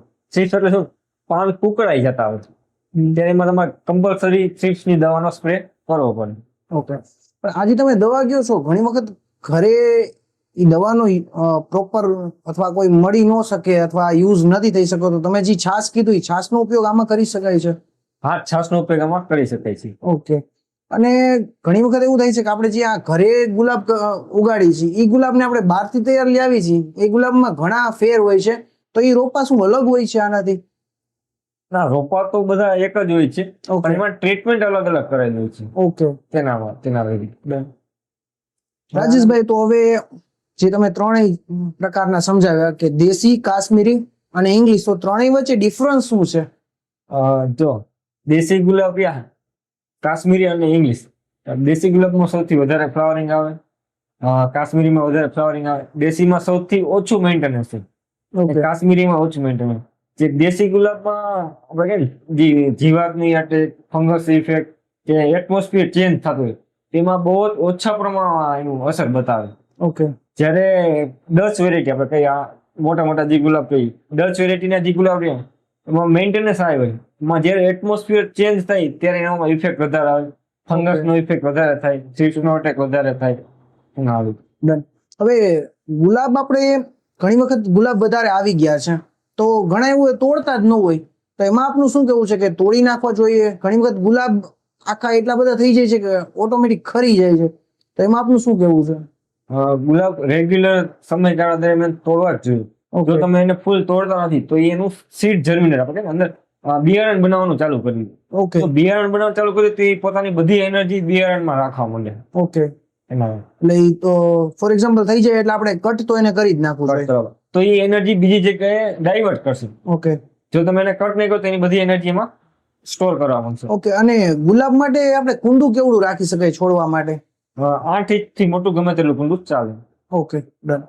ફૂલ આપણે અહીંથી કરતા જે પાણી પાવાની જે સિસ્ટમ રહી આપણે પેલા જેમ બતાવી તેમ કે પેલા પાણી ફૂલ પાઈ દેવું, પછી ઉપર માટી ટચ કરવાની, જ્યારે ઉપરની સોઇલ ડ્રાય થાય ત્યારે જ આપણે પાણી પાવાનું. ઓકે. આમાં દર 15 દિવસે કમ્પલસરી ફર્ટિલાઇઝર છે. જો આમાં તમે ફર્ટિલાઇઝર નહીં નાખો તો આ પ્લાન્ટ્સમાં ફ્લાવરિંગ નહીં જ આવે, બહુ જ ઓછા પ્રમાણમાં આવશે. ઓકે. બીજું વસ્તુ, જ્યારે એનું ટેમ્પરેચર 40 ડિગ્રી અપ જતું હોય, જ્યારે 40 ડિગ્રી થી ઉપર ટેમ્પરેચર જતું હોય ત્યારે પ્લાન્ટને શેડમાં રાખો. શેડ એટલે નેટની નીચે, ઘરની અંદર નહીં. સનલાઇટ આવતું હોય પણ શેડની નીચે, એટલે ટેમ્પરેચર 40 થી નીચે થતું હોય તો એ પ્લાન્ટ આરામથી સારા ફ્લાવરિંગ આપ્યા રાખે. ઓકે. જે ડચ વેરાયટી અથવા ઇંગ્લિશ ગુલાબ રહે તેમાં જનરલી થ્રિપ્સનો અટેક વધારે થતો હોય. થ્રિપ્સ એટલે શું, પાન કુકડાઈ જતા હોય, ત્યારે એમાં તમારે કમ્પલસરી થ્રિપ્સની દવાનો સ્પ્રે કરવો પડે. ઓકે. પણ આજે તમે દવા કયો છો, ઘણી વખત ઘરે એ દવાનો પ્રોપર અથવા કોઈ મળી ન શકે અથવા યુઝ નથી થઈ શકો, તો તમે જે છાશ કીધું એ છાશનો ઉપયોગ આમાં કરી શકાય છે? હા, છાશનો ઉપયોગ આમાં કરી શકાય છે. ઓકે. અને ઘણી વખત એવું થાય છે કે આપણે જે આ ઘરે ગુલાબ ઉગાડી છે એ ગુલાબને આપણે બહારથી તૈયાર લાવી છીએ, એ ગુલાબમાં ઘણા ફેર હોય છે, તો એ રોપા શું અલગ હોય છે આનાથી? ના, રોપા તો બધા એક જ હોય છે, પણ એમાં ટ્રીટમેન્ટ અલગ અલગ કરેલી હોય છે. ઓકે. તેના લીધે. રાજેશભાઈ, હવે નેક્સ્ટ ગલગોટો. ગલગોટો કેટલા પ્રકારે હોય છે અને એમાં શું ધ્યાન રાખવું જોઈએ આપણું? ગલગોટામાં અત્યારે 2 વેરાયટીના સૌથી વધારે જોવા મળે, એક પીળો કલર ને એક કેસરી કલર. ઓકે. જ્યારે શિયાળાનો સમયગાળો દરમિયાન ત્યારે ગલગોટામાં ઓછામાં ઓછા 6 થી 7 વેરાયટી આવે. ઓકે. એમાં લાલ કલર આવે, વચ્ચે શેડિંગ વાળા આવે, એ રીતે બે હાઇબ્રિડ વેરાયટી હોય, પણ જનરલી 2 જાતના હોય, પીળો હોય ને કેસરી હોય. ઓકે. ગલગોટામાં સૌથી વધારે જે તમે રિપોર્ટિંગ કરતા હોય તો નવા પ્લાન્ટ નાખે ત્યારે બરવાના ચાન્સીસ બહુ વધારે રહે છે. ઓકે. એનું સૌથી પહેલું કારણ છે કે એમાં ફંગસ આવી જાય જે તમારી રિપોર્ટિંગમાં. જ્યારે પણ ગલગોટો તમે લેવો ઘરે, તેને એકવાર પ્લાન્ટેશન કરી, એકવાર હ્યુમિક એસિડનું પાણી કરી એમાં નાખી દેવું સારું. ઓકે. હ્યુમિક એસિડ થી શું, જે પ્લાન્ટ્સને જે શોક લાગતો હોય કે એક જગ્યાએથી બીજી જગ્યાએ શિફ્ટ થયું, રિપોર્ટિંગ થયું, એના કારણે એના રૂટ ડિસ્ટર્બ થયા કે ગમે તે એટમોસ્ફિયર આખું ચેન્જ થયું, તો હ્યુમિક એસિડ તમે એમાં નાખશો તો એનાથી શોક ને એબ્ઝોર્બ કરી લેશે, પ્લાન્ટ મરવાના ચાન્સીસ બહુ ઓછા થશે. ઓકે. પણ એ તમારી વાત સાચી છે, કારણ કે ગલગોટો મેં ખુદ ઘણી વખત ઉગાડવાની ટ્રાય કરી છે પણ ઉગતો જ નથી, કારણ કે એને પ્લાન્ટ્સ ને શોક લાગ્યો, જે તે સમયે હ્યુમિક એસિડ નો ઉપયોગ ન કર્યો. ઓકે. એના લીધે. તમે હ્યુમિક એસિડ કહો છો તો હ્યુમિક એસિડ કઈ જગ્યાએ મળે છે? ગમે તે એગ્રોની જે દુકાન હોય ત્યાંથી મળી જાય, નર્સરીથી મળી જાય, તો ઓનલાઈન પણ આરામથી મળી જાય છે. ઓકે, એટલે ઈ જ્યારે આપણે મોગરો એટલે એમાં આપણે બંને ફૂલનો સમાવેશ કરી શકીએ, બંને પ્લાન્ટ આપણે કરી ત્યારે ઈ કરવાનું છે. જ્યાં સુધી બને તમે કોઈ પણ પ્લાન્ટનું રિપોર્ટિંગ કરતા હોય ત્યારે હ્યુમિક એસિડનો ઉપયોગ કરો તો વધારે સારું. પ્લાન્ટ્સને જે શોક લાગતો હોય એ લાગે નહીં. તમારા જે રિપોર્ટિંગના ચાન્સીસ સમયે જે બળવાના ચાન્સીસ વધી જતા હોય હા હા. એ થશે નહીં. ઓકે, એટલે ઈ કઈ રીતના યુઝ કરી શકાય? 1 ચમચી લેવાનું હોય છે કે એનું કોઈ માપ હોય છે? એમાં અલગ અલગ કંપનીના અલગ અલગ આવે. પાણી સાથે તમે ડાયલ્યુટ કરીને તમે એને પાઈ શકો છો. એટલે એનાથી શું થાય કે એના નવા મૂળિયા ઝડપથી વેકાશે, નવા જે વ્હાઇટ રૂટ્સ આવશે. ઓકે, એ વસ્તુ આપણે ગલગોટામાં ખાસ કરીને ધ્યાન રાખવી જ જોઈએ. હા, ગલગોટામાં ઓકે, કારણ કે ઘણી વખત ઘણાના ઘરે ગલગોટા આપણે નથી જોયા હતા. બધા ફ્લાવર હોય, ગુલાબ હોય, તુલસી હોય છે, મોગરો હોય છે, પણ ગલગોટો નથી થતો. તો એનું ખાસ કારણ આ આપણે કહી શકાય. હા, કારણ કે તે જ્યારે રિપોર્ટિંગ કરે ત્યારે વિધિન 10 થી 15 દિવસમાં બળવાનું સ્ટાર્ટ થાય. નીચેથી પત્તા એના પીળા થવા માંડે, યસ યસ. સુકાવા માંડે, પછી ઉપર સુધી થઈ જાય. Okay, done. ઓકે, તો રાજેશભાઈ જી ખાતર ને એ બધું છે, આ એસિડ નું તો તમે કીધું, પણ ખાતરની પ્રક્રિયા જે આપણે વાત થઈ એ મુજબ સેમ જ છે? સેમ જ થશે. Okay, done. અને સનલાઇટ એમાં મેક્સિમમ જશે. જેટલી મેક્સિમમ સનલાઇટ રહેશે તેટલા ફ્લાવરિંગ વધારે આવશે. ઓકે. અને ગલગોટામાં એક બીજી વસ્તુ, તમારે એને રેગ્યુલર પિંચિંગ કરવું પડે, આપણે કટ કરવું પડે. ઓકે. જ્યારે ગલગોટો થોડોક મોટો થયો તમે એને કટ કર્યા કરો. પ્લાન્ટ્સ સૌથી પહેલા પ્લાન્ટ્સમાં ફ્લાવરિંગ કરતા એની બ્રાન્ચો વધારે થાય એવું તમારે કરવું. ઓકે, બ્રાન્ચો વધારે થઈ જાય પછી ફ્લાવરિંગ 100% આવવાનું જ છે. એટલે કટ તમે કઈ રીતના કહેવા માંગો છો? ફ્લાવર કટ કહો છો કે અહીંથી ડાળી કટ કહો છો? ના, હું દાઢી કટ કરું છું. ઓકે. દાખલા તરીકે આ દાઢી તમે અહીંથી કટ કરો ઓકે. તો અહીંથી કટ કરશો તો જે નીચેના જે ભાગમાં બધામાંથી નવી નવી ડાળીઓ આવવા મળશે. જેટલી વધારે ડાળીઓ હશે એટલા વધારે ફ્લાવરિંગ આવશે. ઓકે, પણ પછી ફોર એક્ઝામ્પલ આપણે અહીંથી કટ કર્યું તો ઉપર થશે કે પછી નહીં થાય? ના, પછી એનું હાઇટ આ ડાળીમાંથી ઉપર નહીં આવે, પણ નીચેથી જે બીજી ડાળીઓ આવશે એ બધી ઉપર જશે પાછળ. ઓકે ઓકે, એવું. ડન. રાજેશભાઈ, હવે નેક્સ્ટ મોગરોમાં કેટલા પ્રકાર હોય છે અને એમાં આપણે શું ધ્યાન રાખી શકાય? મોગરામાં 4 થી 5 પ્રકારના આવે છે. એમાં સૌથી વધારે એવી તો દેશી મોગરો આવે, એક મોતી મોગરો આવે, બટ મોગરો આવે, બારમાસી મોગરો આવે. ઓકે. બધે અલગ અલગ જાતના મોગરા આવે. એમાં સૌથી વધારે બધા દેશી મોગરો જનરલી ઉનાળા સમયગાળા દરમિયાન આવે. ઓકે. ઉનાળામાં ખાલી એના ફ્લાવરિંગ આવે, રોપ 12 માસ રહે, પણ ફૂલ ઈ ઉનાળામાં જ આવે. એમાં સ્મેલ સૌથી વધારે આવતી હોય ઓકે.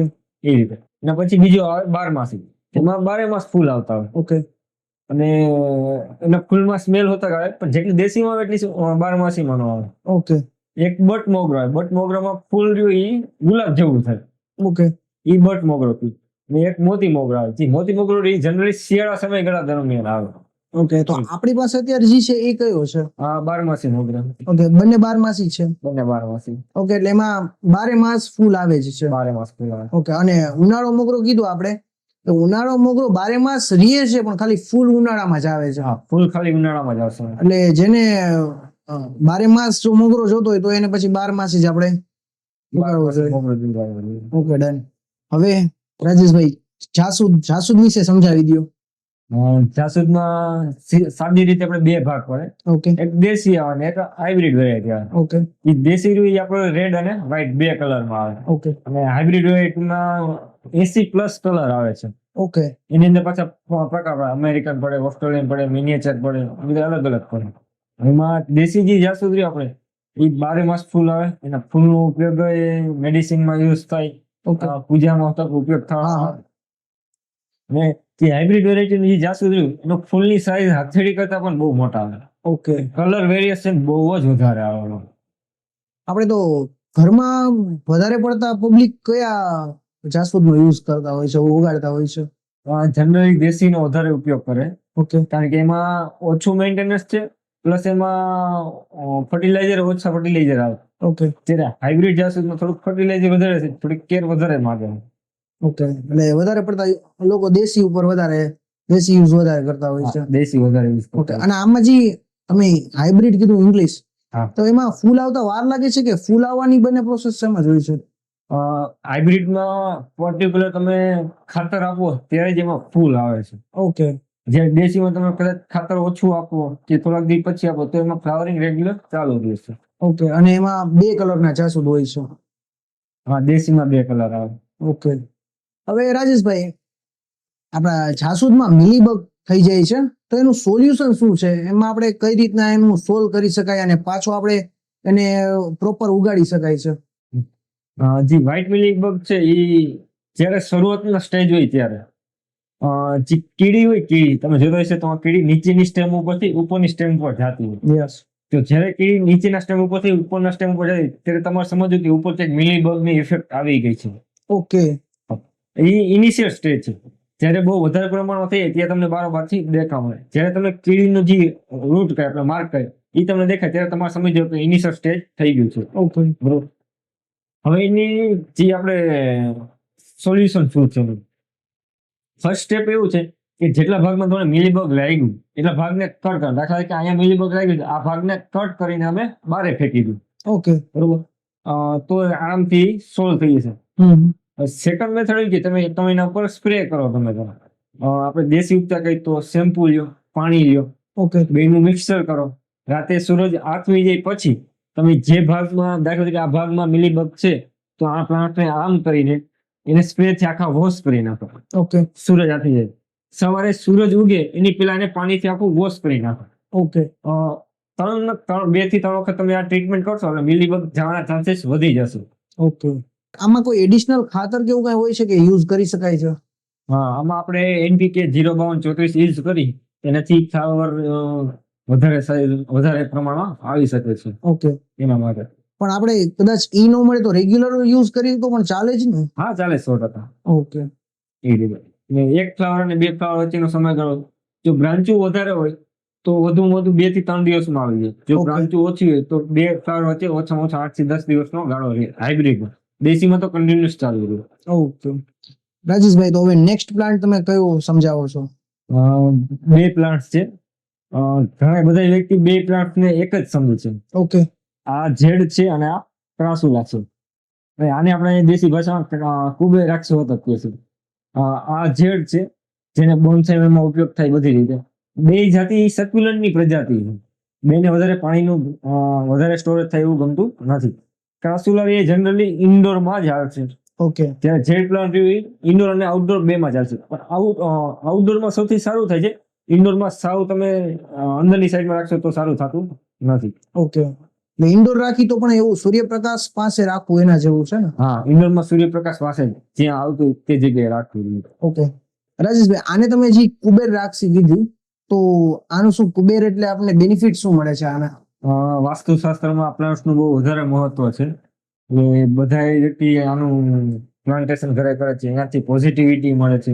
ઓકે. માઇન્ડ ફ્રેશ છે એ ઉપયોગ થાય છે. ઓકે. ને રાજેશભાઈ, આનું શું મહત્વ છે? આ કઈ રીતે યુઝ થઈ શકે છે? આ પ્લાન્ટ છે તે બહુ જ લો મેન્ટેનન્સ વાળો છે. ઓકે. બહુ જ ઓછું પાણી જોઈએ છે, ખાતરે બહુ ઓછું જોઈએ છે, પ્લસ આરામથી ટકી શકે છે. તેના માટે બોન્સાઈમાં પણ આનો ઘણો ઉપયોગ થાય છે.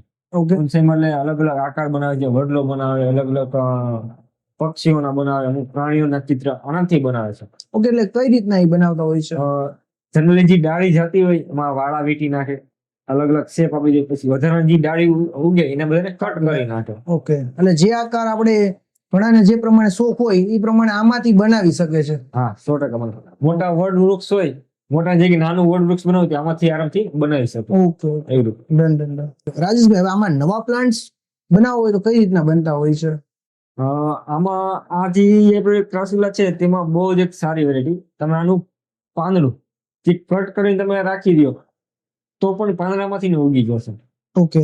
અને આ જે પ્લાન્ટ છે તમે એની સ્ટેમ આટલી સ્ટેમ લઈ લો, આટલી સ્ટેમ તમે વાવી દો તો પણ આરામથી ઉગી જાય છે. ઓકે. એટલે આપણે જે રેગ્યુલર કુંડું હોય એમાં એટલું વાવી દેવાનું હોય છે? હા, રેગ્યુલર થઈ જશે. ઓકે. ડન. પેન્ટાસ જે તમે બતાવવા જઈ રહ્યા છો તો એનું મહત્વ કઈ રીતના ધ્યાન રાખવું એ સમજાવી દો. પેન્ટાસમાં જનરલ રીતે 2 ભાગ પડે. એક રેગ્યુલર પેન્ટાસ આવે, એક સુપર પેન્ટાસ આવે. ઓકે. જે સુપર પેન્ટાસ છે એની હાઈટ બહુ વધારે નથી થતી, નોર્મલ રેન્જ છે. જે રેગ્યુલર પેન્ટાસ છે એની હાઈટ વધારે થાય છે. ઓકે. ફ્લાવરના જે માપ થોડો પણ ફેરફાર રહેતો હોય છે. ઓકે. એ રીતે એ પાછળના જે ભાગમાં પડ્યા એ બધા રેગ્યુલર પેન્ટાસ છે. સૌથી આગળ રહ્યા એ સુપર પેન્ટાસ છે. બંનેમાં મિનિમમ 8 થી 9 કલર આવે છે. ફ્લાવરિંગ ઓલ ટાઈમ રહે છે. 3 થી 4 કલાક સુધીના સનલાઇટ મળવી જોઈએ. ઓકે. રેગ્યુલર ફર્ટિલાઇઝર હોય એટલે આરામથી આવ્યા રાખે છે. ઓકે. એટલે ઇન શોર્ટ કઈ એક્સ્ટ્રા કોઈ વધારે મેન્ટેન કરવાની જરૂર નથી? ના, રેગ્યુલર 15 દિવસ સિવાય તમે જો ખાતર આપો એના સિવાય વધારે કઈ જરૂર નથી. ના, મને તો થોડા ઇન્ડોર જેવા લાગે છે, તો આ ઇન્ડોર છે કે આઉટડોર છે? ના આઉટડોર છે. ઓકે, પણ ઇન્ડોર માં રાખી તો પણ બહુ સરસ લાગે એવા છે. હા ઇન્ડોરમાં પણ ઇન્ડોરમાં તમે રાખી નહીં શકો. જો ઇન્ડોરમાં તમે રાખશો તો એમાં ફ્લાવરિંગ નહીં આવે. કારણ કે ફ્લાવર ને એ બધું બહુ સરસ છે ડેકોરેશન માટે. લેન્ડસ્કેપિંગમાં એમાં બધામાં યુઝ કરે છે. આખે કે હેઝિંગ બનાવતા એમ. Okay done. રાજેશભાઈ, હવે આ જે ફૂલ છે એ મને થોડાક આપણે મહાદેવ ઉપર ચડાવતા હોય છે એના જેવા લાગે છે, તો શું આ ઈ છે? ભલે કલર અલગ છે. હા, અને વસંત કે ઘણા ત્રિકોમાં હોતો જ કે છે. આમાં જે પીળા કલરના જે ફૂલ આવે એ મહાદેવને ચડતા હોય છે. અને આપણી પાસે આ બીજો કલર છે કેસરી છે. ઓકે. તે આ ત્રિકોમાં 12 મહિના ફૂલ આવે, લો મેન્ટેનન્સ છે અને પાણીની રિક્વાયરમેન્ટ પણ બહુ ઓછી હોય છે. Okay done. એટલે આપણે 12 માસ જે આપણે રેગ્યુલર ઉગાડતા હોય એવી રીતના આ પણ ઉગાડી શકીએ છીએ. આ પ્લાન્ટ 12 મહિના હાર્ડી પ્લાન્ટ્સ ની કેટેગરીમાં આવે કે તમે ઓછું ધ્યાન આપો તો પ્લાન્ટ આરામથી. ઓકે, અને આઉટડોર નો પ્લાન્ટ છે. હા આઉટડોર. Okay done. રાજેશભાઈ, નેક્સ્ટ બોગનવેલ. તો બોગનવેલ નું શું મહત્વ છે? આ શું વેલ છે નામ? તો આપણે ઓલી રેગ્યુલર વેલ છે એવી રીતના જ થાય છે? હા આ વેલ થઈ છે. તમે જે આપણે ગેટ હોય ગેટની અંદર જે ગેટમાં આપણે લગાડી શકીએ, લુક બહુ સારો આવે છે. ઓકે. બીજું મહત્વનું એ છે બહુ ઓછા પાણીમાં થાય. જો વધારે તમે પાણી પાઈશો ને તો પાંદડા સૌથી વધારે આવશે. જો ઓછા પાણી તમે પાઈશો ને તો એમાં ફ્લાવરિંગ વધારે આવે. ઓકે. જ્યારે પાણીનો બહુ જ વધારે ઓછું પડે ત્યારે એમાં ફ્લાવરિંગ ચાલુ થઈ જાય. બોગનવેલ એક એવી વસ્તુ છે કે જ્યારે સૌથી ઓછા પ્રમાણમાં પાણી એને મળ્યું હોય ત્યારે એ ફૂલ જર્મિનેટ કરવાનું ચાલુ કરે. એને બચાવવા માટે, પોતાના માટે. એટલે શું થાય, સીડ જર્મિનેટ થવા માટે એનાથી બીજા બની શકે એના માટે. જેટલું ઓછું પાણી પાવો તમે એમાં એટલું બોગનવેલમાં વધારે ફ્લાવરિંગ આવે છે. જ્યારે તમે વધારે પાણી પાતા હોય તો એમાં પાંદડા વધારે આવે છે. હવે અત્યારે બોગનવેલમાં બોન્સાઈ પણ બનાવે છે. બોગનવેલમાં મોર ધેન 80 ઉપર કલર આવે છે. ઓકે. એમાં એક જ બોગનવેલમાં ડબલ કલર આવતા હોય, નવા અલગ અલગ કલરના પાંદડા આવતા. મોટા ભાગની બોગનવેલમાં ગ્રીન પત્તા હોય. જે બધી ડ્રોપ વેરાયટી ને હાઇબ્રિડ વેરાયટીમાં વ્હાઇટ કલરના હોતા પત્તા આવે. ઓકે. ઓકે, એટલે આપણે આમાં ઓછા પાણીનો યુઝ પણ કરી શકીએ ને વધારે પાણીનો યુઝ પણ કરી શકીએ. તમારે પાંદડા વધારે જોતા હોય તો એ મુજબ પાણી નાખવું જોઈએ, જ્યારે ફૂલ વધારે જોતા હોય તો એ મુજબ પાણી નાખવું જોઈએ. હા 100%. જો તમે ફૂલ વધારે જોતા હોય, પાણી તમે વધારે પાતા હોય તો જેટલા પત્તા એના વધારાના છે એ તમે એને કટ કરી નાખો. ઓકે. તો પણ ફ્લાવરિંગ સ્ટાર્ટ થઈ જશે. હકીકતમાં બોગનવેલમાં જે ફ્લાવર એની અંદરનું જે વ્હાઇટ ટપકું રહ્યું એ જેનું ફ્લાવરિંગ કહેવાય છે. બાકીના જે રેડ રહ્યા એના પત્તા કહેવાય. ઓકે, એટલે આ જે રેડ છે એ પણ પત્તા જ છે. હા એના પત્તા કહી શકાય. ફ્લાવર એની અંદરની સાઈડ નું એ આવે છે. ઓકે. ઓકે, એ એક બતાવી દો ને જરા. જો આ છે ને એ એના રેડ પત્તા કહેવાય અને આની અંદરની જે આ એનું ફૂલ કહેવાય છે. જનરલી આપણે બધા અહીંયા જે રેડ રહ્યું એને જ ફ્લાવરિંગ કહી દઈએ છીએ. Okay done. બોગનવેલમાં 2 ભાગ પડે. એક ડ્વાર્ફ વેરાયટી હોય કે જે સૌથી નાનો રોપ હોય, અને એક દેશી વેરાયટી આપણે કે જે આપણે વેલ બનાવે. ડ્વાર્ફ વેરાયટીમાં રોપની સાઈઝ મોટા ભાગે 2 થી 3 ફૂટ સુધીની જ થાય છે. ઓકે. એમાં તો આપણે જેટલા ફૂટ કરી શકે. એટલે નવો ટ્રેન્ડિંગ એવો કે એક જ બોગનવેલની અંદર 5 થી 6 કલર આવી જાય. ઓકે. બોગનવેલની એક જ સ્ટેમ હોય એના પર અલગ અલગ 5 જાતના ગ્રાફ્ટિંગ કરે. ઓકે. 5 જગ્યાએ અલગ અલગ કલર આવતા હોય. એ કઈ રીતના કરતા હોય છે? જો આપણે આ જનરલી સ્ટેમ છે બરોબર. ઓકે. આવડી સ્ટેમ છે, એના સિવાય બાકી બધી સ્ટેમ આપણે કાપી નાખી. અહીંયા વચ્ચેની જે સ્ટેમ રહે એને વચ્ચેથી કટ કરી નાખી. ત્યાં બીજી ડાળી જેમ કે આ ડાળી છે એને કટ કરીને ત્યાં બેસાડી દઉં. માથે ટેપ રેપ કરી દઉં. અલગ અલગ 5 જાતના બોગનવેલ આપણે સ્ટેમ લઈને વીટી દઉં પછી થઈ જાય છે. ઓકે. પછી ટેપ કાઢવાની કઈ જરૂર હોય છે, એવું કઈ કરતા હોય છે કે? ટેપ જ્યાં સુધી આના પ્લાન્ટ્સ મોટો થવા માંડે પછી ઓટોમેટિક ટેપ્સ નીકળી જાય, કારણ કે જે સ્ટેમ હોય એ પોતે જાડું થવા માંડે એના માટે. ઓકે. જે પ્રોપોગેશન કરો ત્યારે માથે પ્લાસ્ટિક ઢાંકવું પડે, કારણ કે એનાથી એને એટમોસ્ફિયર આખું મેન્ટેન થાય. થઈ જાય છે. Okay done. બોગનવેલને જ્યારે તમે ગ્રાફ્ટિંગ કરો ત્યારે હંમેશા એને છાયાના ભાગમાં રાખો. ઓકે. છાયામાં રાખશો તો એના કારણે ઝડપથી ગ્રોથ થશે. ઓકે. આ જે નેક્સ્ટ છે એ શું છે? કારણ કે આના જે ફૂલ છે એ મેં જોયું તો આપણે જનરલી જે ખોટા ફૂલ હોય છે એમાં આવી રીતના રૂષા ટાઈપ હોય છે, તો આ નામ શું છે અને આનું મહત્વ શું છે? કઈ રીતના ઉગાડવામાં આવે છે? આ કેલેન્ડર પ્લાન્ટ છે અને પાવડર પફ કહેવામાં આવે. ઓકે તો આ છે ને એની કડી છે. એની કડીનો લુક જ એટલો સારો હોય છે. કડીમાંથી પછી આવું ફ્લાવર થાય છે. ઓકે અને આ બધી જગ્યાએ રેઝિંગમાં તમે જોઈ શકો, ઘરમાં જોઈ શકો, અને 12 મહિના ફૂલ આવે ઓકે એવું છે. અને આને જનરલી તમે NPK 19-19-19 આપી દો એટલે ફ્લાવરિંગ ચાલુ થઈ જાય છે. ઓકે અને જર્મિનેટ તમે કટિંગ થી કરો તો પણ આરામથી થઈ જાય છે. ઇન્ડોરમાં પેલા પેલું મની પ્લાન્ટ, તો મની પ્લાન્ટ કઈ રીતના આપણે ઉગાડવું જોઈએ અને મની પ્લાન્ટ થી શું ખરેખર મની મળશે? ખરેખર તો મને ન મળી શકે, પણ પોઝિટિવ વાઇબ્સ મળી શકે. ઓકે શાઇનિંગ જોઈને તમે મેન્ટલી થોડોક ફ્રેશ થઈ શકો. Yes. બધી મની પ્લાન્ટ થી છે. ઓકે પ્લસ ઘણા પોલ્યુટન્ટ એવા છે જે મની પ્લાન્ટ થી એબ્ઝોર્બ થઈને પોતે ફિલ્ટર કરે છે. ઓકે મની પ્લાન્ટ પાછા અત્યારે ઘણી વેરાયટી આવે છે. અત્યારે ઓલરેડી 5 આપણી સામે છે. ઓકે મની પ્લાન્ટમાં એક બીજી એક બહુ મોટી વસ્તુ બતાવી છે કે પાંદડા મોટા બહુ થાય. ઘણા એમ તો કે પાંદડા Okay. મોટા કેમ કરવા? તો પાંદડા મોટા જનરલી 3 રીતથી થાય. પહેલી વસ્તુ એ કે તમારી દિવાલમાં ચડે તો એના પાંદડા મોટા થશે. ઓકે બીજી વસ્તુ કોઈ પણ ઝાડ ઉપર તમે ચડાવશો તો એના પાંદડા મોટા થશે. અથવા એને કોઈ પણ મોસ્ટિક હોય એમાં તમે એને ચડાવો તો પાંદડા મોટા થાય. જે જગ્યાએથી એના રૂટ્સ નીકળી શકે એ જગ્યાએથી તો જો નીકળી શકતા હોય તો જ એના પાંદડા મોટા થશે. બાકી એના પાંદડાની સાઈઝ નાની જ રહેશે. ઓકે એટલે તમે જે રીતે કીધું દિવાલે ચડાવવા, એટલે આપણે કોઈ બાંધીને દિવાલે ઉપર ટીંગાડી એ રીતના વાત કરો છો? જો એમાં એવું થાય કે તમારી દિવાલ ખરબચડી હોવી જોઈએ. ઓકે જો ખરબચડી હોય તો વચ્ચે શું થાય, પોરસ જગ્યા હોય થોડી હા. દિવાલમાં, હા. તો એના રૂટ્સ ત્યાંથી અંદર જઈ શકે. ત્યાંથી એને મોઇસ્ચર મળતું રહે.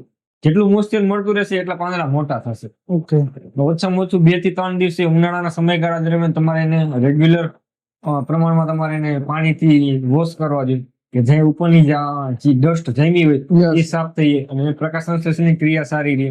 ઓકે એના માટે ઓકે જો મની પ્લાન્ટમાં જે આ વેરાયટી છે એને નિયોન વેરાયટી કે છે, જેના પત્તા રે એ પીળા ટાઈપના થાય છે. પછી જે બીજી વેરાયટી છે એન્જોય કે મની પ્લાન્ટ પણ કહેવામાં આવે અને પોથોસ પણ કહેવામાં આવે છે. ઓકે અને આ છે એન્જોય વેરાયટી, જે એના પત્તા રે આવા ગ્રીન અને વ્હાઇટ શેડિંગમાં આવે છે. એના પછી છે આપણે જે દેશી વેરાયટી, આપણે જે કઈ ઘરે બધી જગ્યાએ હોય આ રેગ્યુલર પત્તા હોય છે એમાં. એના સિવાય એક બીજી નવી વેરાયટી છે જેને માર્બલ પોથોસ કહે અથવા માર્બલ મની પ્લાન્ટ કહે. તો એના પત્તા આખા વ્હાઇટ ટાઈપના આવે યસ અને ગ્રીન, માઇનોર ગ્રીન શેડિંગ આવે છે.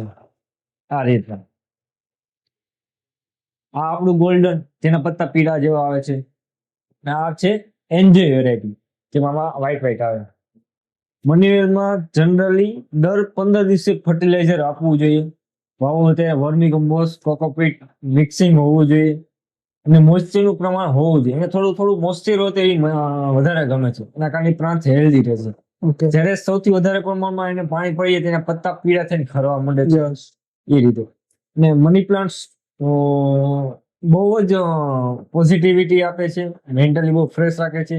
જ્યારે તમે મની પ્લાન્ટ એકવાર હો ત્યારે ઓછા મેન્ટેનન્સ કહી શકાય આપણે, જે તમે બહુ ઓછું ધ્યાન આપો તોય થઈ જશે. જે આ જે વેરાયટી રહી એ ટેબલ ટોપ ઉપર તમે રાખી શકો, નીચે ટ્રે હોય એમાં વાવી શકો અને ઇન્ડોરમાં યુઝ કરી શકો છો. ઓકે એટલે ફોર એક્ઝામ્પલ તમે કીધું કે આ એઝ ઇટ ઇઝ આટલું આપણે ટેબલ ઉપર રાખી દેવાનું, પછી આમાં બહુ વધારે થાય તો કુંડું મોટું લેવાની જરૂર છે કે આટલું જ રહે છે? ના, બહુ વધારે મોટું થાય તો કુંડું આ ન હોય તોય ચાલે, પણ જેવડું મોટું તમે કુંડું આવશો એવા એના પાંદડા વધારે થશે, ગ્રોથ ઝડપથી થશે. જેવડું નાનું કુંડું હશે એનો ગ્રોથ એટલો સ્લો થશે. ઓકે અને તમે જે આટલા બધા પ્રકારની જે મનીવેલ બતાવી છે તો એમાં અત્યારે ખાસ કરીને જે લોકો હોય છે એ કઈ મનીવેલ ઉપર ફોકસ હોય છે કે એ જ લઈ જતા હોય છે? જનરલી આપણી આ જે દેશી વેરાયટી રહી એ સૌથી વધારે લઈ ગઈ છે, ઓકે કારણ કે એમાં બધાને વધારે ખબર છે ને આરામથી થઈ જાય છે. ઓકે એટલે ઓછું મેન્ટેનન્સ છે એમાં? હા, ઓછું મેન્ટેનન્સ. પણ મનીવેલ એટલે બધાને એમ જ લાગે છે એક જ કલરની આવે, પણ આપણે જેમ કીધું અલગ અલગ ઘણા પ્રકારના આવે છે. અત્યારે સૌથી વધારે ટ્રેન્ડિંગમાં જેને બધી મોટા ભાગના જે બિગિનર કરતા એડવાન્સ લેવલમાં ગાર્ડનર જે બધા હોય તે માર્બલ અને એન્જોય નો વધારે યુઝ કરે છે. એટલે આ અને આ? હા, યસ બંને. Yes done. મનીવેલ નું એક બીજું પણ વાસ્તુશાસ્ત્રમાં એવું મહત્વ છે કે જે મનીવેલ ચડતો એ ઉપરની દિશામાં હંમેશા રાખે, અપવર્ડ ડાયરેક્શન. ઓકે અપવર્ડ ડાયરેક્શનમાં રાખો એનાથી તમારી પ્રગતિ વધે, વાસ્તુશાસ્ત્રમાં જોવા મળે. જ્યારે નીચેની ડાયરેક્શનમાં તમે જો રાખો તો એમ કે છે અધોગતિ થઈ જાય, ટૂંકમાં ગ્રોથ અટકી જાય છે. યસ જનરલી વાસ્તુશાસ્ત્ર પ્રમાણે એમ કે ઉપરની સાઈડમાં જાય એ રીતે જ આપણે રાખવી. Okay done. રાજેશભાઈ, તમે જે મુજબ કીધું કે નીચી જાય તો પ્રોબ્લેમ થાય છે, તો ફોર એક્ઝામ્પલ આ જ છે તો આમાં જ આ રીતે નીચી જાય છે તો એનું શું સોલ્યુશન? તો આટલો ભાગ છે આપણે સીઝર થી કટ કરી ને વાવી દેવાનું. ઓકે, એટલે પાછો આની આ આ વાવી થઈ ગયું કટિંગ થી જનરલી પ્રોપોગેશન આરામથી થઈ ગયું છે. દો. Okay okay done. જેટલા ભાગ નીચે જતા એટલા ભાગ કટ કરીને કાં વાવી દેવા કાં એને ઉપરની ડાયરેક્શન લગાડી દેવા. ઓકે એ રીતે. ડન. તમે રબર પ્લાન્ટ બતાવો છો તો રબર પ્લાન્ટ નું મહત્વ શું છે, અને આ આઉટડોર છે કે ઇન્ડોર છે? રબર પ્લાન્ટ જનરલી બધા ઇન્ડોર રાખે છે ને એમાં 4 થી 5 પ્રકારના લગાવે, જેમ કે આ બ્લેક છે, આ વેરીગેટેડ વ્હાઇટ છે, ઓકે. પછી રેડ આવે, ગ્રીન આવે, ડ્વાર્ફ આવે. યસ યસ એ રીતે આને સ્ટેમ કટિંગ થી પણ બનાવી શકી ને સીડ્સ થી પણ બનાવી શકી. ઓકે અને આ જે રહે મિથેન વાયુ કહી શકાય, ફોર્માલિએટ કહી શકાય, જે આપણે ફર્નિચર નો જે કલર કહી એના કારણે જે પોલ્યુટન્ટ આવ્યો હોય ઓફિસમાં એ આ પોતે એબ્ઝોર્બ કરે છે, ઓકે એ સામે આપે છે. જ્યારે એનું પત્તું તમે તોડો તો આમાંથી થીર નીકળે, ક્ષીર, બરોબર. એટલે આ થીરમાં એટલે આને પાણી ઓછું જોતું હોય અને તમે આરામથી જે આપણું સોઇલ પ્રપોઝલ છે કે વર્મી કોકોપીટ અને માટી તમે મિક્સ કરીને આરામથી બનાવી શકો. ઓકે. એટલે તમે જે આનું ખાસ એક મહત્વ કીધું કે આપણે જે ઓફિસમાં જે ફર્નિચર કરાવેલું હોય છે એનેથી જે પોલ્યુશન થાય છે એને આ એબ્ઝોર્બ કરે છે. હા. એટલે ખાસ પ્રકારે એનું આ એક ખાસ મહત્વ આનું કહી શકાય. એટલે બંને માટે બંને હોય છે કે આ એક જ હોય છે? એના માટે ના, બંને હોય છે. બંને આપણે એના માટે રાખી શકાય છે. બંને માટે. અને આ પણ મની પ્લાન્ટ ને જેમ આપણે ટેબલ ઉપર કે એ રીતના રાખી શકાય છે? હા, ગમે તે જગ્યાએ રાખી શકાય છે. નાસામાં જયારે રિપોર્ટ આવ્યો હતો એમાં રબર પ્લાન્ટ એકનું મહત્વ બધું કે ઘરની અંદર ટોપ 10 એવા પ્લાન્ટ છે ઇન્ડોર કે જે ઘરની અંદર રહેવા દો, એમાં એક રબર પ્લાન્ટ પણ સમાવેશ કરવામાં આવે છે. ઓકે. એટલે એ ખાસ મહત્વ એનું કહી શકાય. હા, કહી શકાય. રાજેશભાઈ, આ કઈ બે પ્રકારની આપણે વેરાયટી છે? આ જીજી પ્લાન્ટ છે, આ ગ્રીન છે, આ બ્લેક છે. હજી એક બીજી જાત આવે કર્લ આવે જે પાંદડા વળાયેલા હોય છે. ઓકે અને પાણી બહુ ઓછું જાય છે, નીચે ગાંઠ આવે છે, એના કારણે પાણીનો સંગ્રહ કરી રાખે છે અને ઇન્ડોરમાં રહે છે. ઓકે અને જે હાર્મફુલ બેક્ટેરિયા હોય એ આપણે હાર્મફુલ જે ગેસ હોય છે તે એબ્ઝોર્બ કરે છે. ઓકે. જો આપણે ઘર હોય, ઓફિસ હોય કે અથવા બારે ગમે ત્યાંનો હોય ઇન્ડોર આવે છે તો એ આને એબ્ઝોર્બ કરી નાખે છે ગેસને. હા, જેટલી પણ જગ્યાએ ડાયરેક્શન લાઇટ ન હોય તે બધી જગ્યાએ આ પ્લાન્ટ ચાલશે. આ પ્લાન્ટ ને જેવડું નાનું કુંડું આપો તેવું વધારે સારું હોય. જેટલું વધારે મોટું તમે કુંડું આપશો તો આ પ્લાન્ટ ડેડ થવાના ચાન્સીસ વધી જાય છે. ઓકે. કારણ કે એની અંદર ગાંઠ હોય છે, તેને કોમ્પેક્ટ થવું ગમે છે હા હા. કે સંકળાઈને રહેવું એના માટે. ઓકે. Done done done. હવે રાજેશભાઈ, નેક્સ્ટ મીઠો લીમડો. આ મીઠા લીમડાની લગભગ આપણે રેગ્યુલર જીવનમાં ખાવા પીવાની વસ્તુમાં દાળ છે કે એમાં નાખતા જ હોય છે, એટલે એક ઘરમાં વાવવું જરૂરી છે, તો એના વિશે આપનું શું કહેવું છે? બધાના ઘરમાં હોવું જ જોઈએ. ઓર્ગેનિક તરફ બધા અત્યારે ધીમે ધીમે વળવા માંડ્યા છે. Yes. લીમડો પણ જો તમે ઘરે વાવો તાજે તાજો અને 1 કલાક પહેલા તમે તોડેલો હોય જો હા. તો તમારા શાકનો ટેસ્ટ આખો ચેન્જ થઈ જાય છે. પ્લસ આમાં તમે કઈ કેમિકલ યુઝ નથી કરતા, યસ. બરોબર. એટલે એ ટેસ્ટ ઓલરેડી તમારો ફેર પડી જાય છે. ઓકે. અને આ રેગ્યુલર, ધારો કે ઘરમાં છે તો રેગ્યુલર માણસો તોડતા હોય છે, તો રેગ્યુલર તોડવાથી કઈ આનો ગ્રોથ અટકે છે એવું કઈ બની છે? આનો છે ને જેટલું વધારે તમે કટિંગ કરો તેટલું વધારે બુશી પ્લાન્ટ થશે. ઓકે. સૌથી વધારે થશે. પણ એના માટે તમારે રેગ્યુલર ફર્ટિલાઇઝર આપવું. મેં જેમ શરૂઆતમાં કીધું તેમ કે જે ખાવાની વસ્તુ હોય તે બધામાં દર અઠવાડિયે તમારે ખાતર નાખવું પડે. તો આ ખાવાની વસ્તુમાં આવે તો તમારે દર અઠવાડિયે એને ખાતર નાખવું પડે. યસ. જ્યારે જો આ એના અત્યારે સીડ જર્મિનેટ થાય છે તો એ સીડ એને જર્મિનેટ નહીં થવા દેવાના. ઓછામાં ઓછો અને 3 થી 4 કલાકનો જે જગ્યાએ તડકો આવતો હોય એ જગ્યાએ તમે રાખો. ઓકે. તમારી જે માટી રહી એ વેલ ડ્રેન રાખો કે જે આરામથી પાણી નીકળી જાય. એટલે આ પ્લાન્ટ તમારે બહુ જ સારો થશે. ઓકે. જ્યારે આમાં વચ્ચે 1.5 ટપકા આવે ત્યારે ફંગસની ઇફેક્ટ થઈ છે. તમે ફંગસની ટ્રીટમેન્ટ તમે કરો. જો ઓર્ગેનિક બેઝ ઉપર તમે જો કરતા હોય તો ખાટી છાશ અને પાણીનો સ્પ્રે કરો, પછી નીમ ઓઇલનો સ્પ્રે કરો તો પણ એ ફંગસ વહી જશે. ઓકે. હવે તમે જે મુજબ કીધું કે ફંગસ આવે છે, તો ફંગસ આવે તો ત્યારે ઈ પાન ના તોડવા એ ખાસ એક ધ્યાન રાખવું જોઈએ ને? હા, 100% કારણ કે આપણે કન્ઝ્યુમ કરી છીએ તો ફંગસ વાળું કન્ઝ્યુમ થઈ જાય એટલે એના માટે ખાસ ધ્યાન રાખવું જોઈએ. હા, જ્યારે ફંગસ ઇફેક્ટ થાય ત્યારે આપણે કન્ઝ્યુમ ન કરવું જોઈએ. હવે લીમડો ઘણા લોકો ઉગાડવાની ટ્રાય તો બહુ કરતા હોય છે, પણ ઘરમાં ઘણી વખત ઉગતો નથી હોતો, તો એનું શું કારણ છે? ઓવર વોટરિંગ થઈ ગયું હોય, પ્લસ છાંયો આવ્યો હોય, એ જગ્યાએ વાયુ હોય, દર 15 દિવસે ખાતર ન નાખતા હોય, આ બધા કારણોસર તે લીમડો ઉગતો નથી. જે પોટ આપ્યો એ વેલ ડ્રેન નો રાખ્યો હોય, નીચેથી પાણી આરામથી વહી ન જતું એટલું હોય. ઓકે. એના કારણે પણ થતું નથી. ઓકે. રાજેશભાઈ, તો આપણે નેક્સ્ટ કયું રોપો છે? નેક્સ્ટ છે બર્ડ ઓફ પેરેડાઇઝ છે. નામ આનું ચકલી જેવું ફૂલ આવે એના કારણે નામ બર્ડ ઓફ પેરેડાઇઝ પડ્યું છે. ઓકે આમાં બે કલર આવે, કેસરી કલર આવે અને એક વ્હાઈટ આવે. ઓકે આ ઇન્ડોર અને આઉટડોર બંને જગ્યાએ ચાલે છે. અને એની પ્લાન્ટની સાઈઝ 5 થી 6 ફૂટ સુધી થાય છે. ઓકે નીચેથી અલગ અલગ મૂડી આવે એના કારણે પ્લાન્ટ્સ મલ્ટીપ્લાય થાય છે. આમાં જનરલી તમે 0 ખાતર આપો એટલે એમાં બર્ડ્સ આવવાનું સ્ટાર્ટ થઈ જાય છે. ઓકે. અને આમાં કોઈ કુંડામાં ધ્યાન રાખવું જોઈએ કે કેટલું નાનું રાખવું જોઈએ, મોટું રાખવું જોઈએ? આમાં કુંડું 12 ઇંચથી તમે મોટું આપો તો વધારે સારું રહેશે. જેટલું મોટું કુંડું હશે એટલા વધારે પ્લાન્ટ્સ મલ્ટીપ્લાય થશે અને વધારે ફ્લાવરિંગ આવશે. ઓકે રાજેશભાઈ, તો હવે નેક્સ્ટ કઈ આપણે છોડ બતાવીશું? નેક્સ્ટ ક્રોટનની વેરાયટી છે. ક્રોટનમાં લેમન ક્રોટન છે, આ પેટ્રા ક્રોટન છે, આ પટે ક્રોટન. ઓકે પેટ્રા ક્રોટનમાં અલગ અલગ 4 થી 5 કલરના પાંદડા થાય અને ઇન્ડોર અને આઉટડોર બંને જગ્યાએ રાખે છે. જ્યારે ટેમ્પરેચર 40 થી નીચેનું ટેમ્પરેચર હોય ત્યાં તમે એને ઇન્ડોર અને આઉટડોર બંને રાખી શકો. જ્યારે 40 થી ઉપર હોય ત્યાં તમે કમ્પલસરી એને ઇન્ડોર ડાયરેક્ટ સનલાઇટ નો એ ભાગમાં રાખવું જોઈએ. ઓકે અને ઇન્ડોરમાં આઉટડોર બંને જગ્યાએ ચાલે છે. ઓકે, બંને જગ્યાએ આપણે રાખી શકાય છે. હા ઓકે, એટલે આ ત્રણેય કુંડા છે, ત્રણેય કુંડા આપણે એવી રીતના જ હોય છે. હા, ત્રણે પ્લાન્ટ સેમ જ છે. Okay done. અને 8 ઇંચથી મોટું પોટ આપવાનું એ રીતે. ઓકે, અને આમ ઊંચાઈ ક્યાં સુધી જાય છે? જો તમે જમીનમાં વાવો છો તો આની ઊંચાઈ 8 થી 9 ફૂટ સુધી આરામથી જાય છે. ઓકે કુંડામાં વાવો તો તમે જેવડું પોટ આપશો એટલી હાઈટ થશે. જો 8 ઇંચનું પોટ આપશો તો વધુ વધુ 3-4 ફૂટ સુધી જશે. જો 10-12 ઇંચનું પોટ આપો તો એ આરામથી 6-7 ફૂટ સુધી જશે. ઓકે જેટલું ઉપરથી તમે કટ કરશો તેટલું બ્રાન્ચો વધશે એમાં.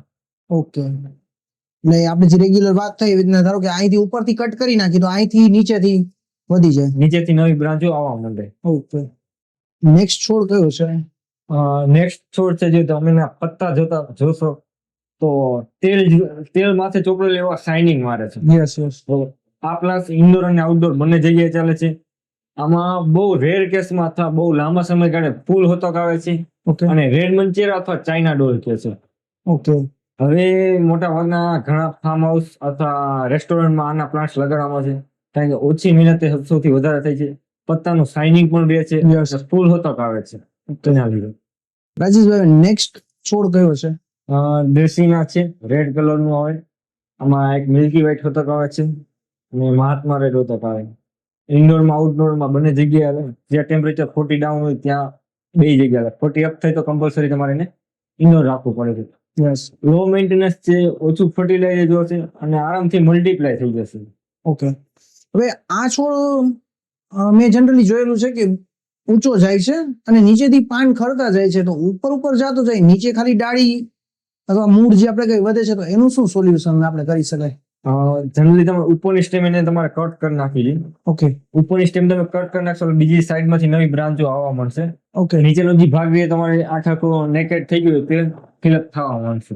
ઓકે, એટલે બહુ લાંબુ થતું હોય તો આપણે એ વસ્તુ આમાં કરી શકાય છે. હા. Okay done. નેક્સ્ટ છોડ કયો છે? નેક્સ્ટ ફિડલી ફિગ છે અને અથવા આને લારેટા ફાઇકસ પણ કહે છે.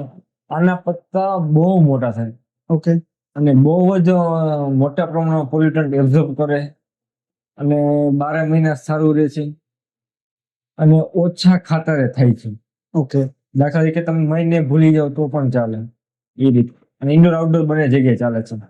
પત્તાની સાઈઝ આપણે થાળી જેટલી થઈ જશે ઓકે. એવું તો. નેક્સ્ટ બીલી, જે મહાદેવને પ્રિય છે. તો બીલી ઉગાડવામાં શું શું આપણે ધ્યાન રાખી શકાય અને કઈ રીતે ઉગે છે? એમાં પાણી, ખાતર, તોડવામાં શું ધ્યાન રાખવું જોઈએ? બીલી છે ને તોડવા માટે હંમેશા કટરનો ઉપયોગ કરો. પાણી બહુ ઓછું જોઈએ છે ને ખાતર દર 15 દિવસે આપી દો એટલે ચાલે. ઓકે કારણ કે એમાં ફ્રૂટિંગ હોતક આવે છે.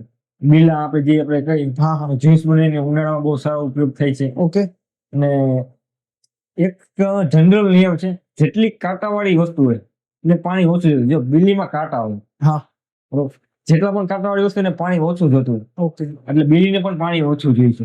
અને આને ઓછામાં ઓછો 4 થી 5 કલાકનો તડકો હોય તો એ જગ્યાએ રાખવાનો, ઓકે. તો પ્લાન્ટ તમારો હેલ્ધી અને સારો. Yes yes. અને પાણી બહુ ઓછું. હવે બીલી ઘરમાં ઉગાડવા માટે તમારું શું કેવું છે? કારણ કે બધાને બહાર લેવા જવું પડે છે, તો ઘરમાં ઉગાડવું જ જોઈએ, એના માટે આપ શું કહેશો? ઘરમાં 4 કલાક જેવો મેં તમને જેમ કીધું 4 કલાક જેવો તડકો આવતો હોવો જોઈએ, ખાતર રેગ્યુલર હોવું જોઈએ. પોટ જેટલો મોટો આપશો એટલું ઝડપથી મોટું થશે ઓકે. એ રીતે. નેક્સ્ટ એલચી. તો એલચી નું મહત્વ સમજાવો, કારણ કે ઘણી વખત માણસો ચામાં પણ એલચી નો યુઝ કરતા જ હોય છે, તો એ કઈ રીતના આપણે છોડમાં ધ્યાન આપવું જોઈએ? આ આછા તડકામાં વાવવું જોઈએ, દર અઠવાડિયે ખાતર આપવું જોઈએ, ઓછામાં ઓછું 18x18 ની ગ્રો બેગ અથવા પોટમાં વાવવું જોઈએ. Okay, 18x18. હા, જે આ નાનું પ્લાન્ટ હોય તો એના 3 વર્ષ પછી એમાં એલચી આવવાનું સ્ટાર્ટ થશે. ઓકે. તમે આના પત્તાનો પણ યુઝ કરી શકો એલચી તરીકે. ઓકે. માઉથ ફ્રેશનર તરીકે થઈ જાય. તમારા એન્ટીઓક્સિડન્ટ, એન્ટીબેક્ટેરિયલ એ બધા આનાથી શરીરમાં અંદર આવે છે. ઓકે, એટલે આ ઇન્ડોર છે કે આઉટડોર છે? જનરલી ટેમ્પરેચર 30 ની નીચે રહેતું હોય ત્યાં સુધી તમે ડાયરેક્ટ સનલાઇટમાં રાખી શકો. ઓકે. જ્યારે ટેમ્પરેચર 30 ઉપર જાય ત્યારે તમારે એને કમ્પલસરી ઇન્ડોરમાં રાખવું પડે. ઓકે, એટલે એલચી આપણે જો જોતી હોય તો મિનિમમ 3 years હા, કરવું 100% જોઈએ. કરવું પડે. પણ જો તમે એલચી ને એના જગ્યાએ એના પત્તાનો ઉપયોગ કરો તો પણ સેમ ટ્રીટમેન્ટ અને સેમ બેનિફિટ મળે. Okay, done. નેક્સ્ટ કયો છોડ છે? આ ચાઇનીઝ ઓરેન્જ છે. લીંબુ કરતા પણ ખાટા આવે. ઓકે. લીંબુની જગ્યાએ તમે ઉપયોગ કરી શકો. ઓકે. અને એની સાઈઝ આવડીક જ થાય છે. ઓકે, નાની જે આપણને દેખાય છે એવડી સાઈઝ હોય. આથી થોડુંક જ વધારે મોટું થશે. ઓકે. તડકામાં જ થશે, દર અઠવાડિયે ખાતર જશે અને જેટલા સાઇટ્રસ એસિડ આપણે કહી શકીએ એ આમાંથી પણ મળી જશે. ઓકે, એટલે આઉટડોર છે અને આપણે ઘરના આપણા લીંબુની જગ્યાએ આનો યુઝ થઈ શકે છે. હા, કરી શકો. ઓકે. તમે લેવા છો તમાલપત્ર. જે તમાલપત્ર તો લગભગ બધી આપણે દાળ શાક ખાવામાં યુઝ કરતા જ હોય છે, બધા નાખતા જ હોય છે, તો એમાં શું આપણે ધ્યાન રાખવું જોઈએ ઘરમાં ઉગાડવું હોય તો? અને તડકામાં વાવવું જોઈએ. દર 15 દિવસે વર્મી કમ્પોસ્ટ આપવું પડે. ઓકે. જ્યારે એમાં કઈ ઇન્સેક્ટ નું એવું કઈ ઇફેક્ટ લાગે ત્યારે નીમ ઓઇલ નો સ્પ્રે કરવો પડે. ઓકે. ખાટી છાશ નો હોતો તમે ઉપયોગ કરી શકો. ઓકે. અને તમે ડાયરેક્ટ કન્ઝ્યુમ પણ કરી શકો. Okay, direct. અને આપણે જે જનરલી તમાલપત્ર યુઝ કરી છે એ તો સૂકા હોય છે, સુકાઈ ગયા હોય છે, તો આ એઝ ઇટ ઇઝ આ લીલાનો પણ એ જ રીતના યુઝ કરી શકાય છે? આ લીલામાં તમને ટેસ્ટ બહુ વધારે સારો આવશે ઓકે. અને આરામથી તમે કરી શકો છો. આ જે મને કીધું કે આ મસાલા જેવું છે, તો આનો યુઝ આપણે એઝ અ મસાલો તરીકે કઈ રીતના કરી શકાય છે? આપણે જે શાકમાં આપણે 5 જાતના હર્બ્સ નાખી ગરમ મસાલા, Yes. તેની જગ્યાએ તમે આના પાંદા જો એકવાર એની સ્મેલ લ્યો તમે પાંદા. ઓકે. એટલે તોડી નાખું કે? હા, થોડી ટેસ્ટ કરો. ઓકે. ખાલી હાથમાં મસળીને તમે જોવો એકવાર. યસ. 5 જાતના થોડીક વાર તમે સ્મેલ લેશો, પાછી બીજી વાર સ્મેલ લેશો તો થોડીક વાર લવિંગની આવશે, થોડીક વાર બાદિયાની આવશે. યસ. બધાય હર્બ્સ આમાં મિક્સ કરેલા છે. સાઉથ સાઇડ થી આવેલું છે ઓકે. અને આઉટડોરમાં પણ આરામથી થઈ જશે. ઓકે. હવે તમે કીધું કે બધા જ મસાલા આમાં સ્વાદ આપણને આવે છે, હા. તો શું આપણે ઓલા મસાલાની જગ્યાએ આ યુઝ કરી શકાય છે? હા, આરામથી કરી શકો. અત્યારે જનરલી કિચન ગાર્ડનમાં બધા ઓલ સ્પાઇસ યુઝ કરે છે. ઓકે. એટલે આને ઓલ સ્પાઇસ કહેવાય છે? હા, ઓલ સ્પાઇસ કહેવાય છે.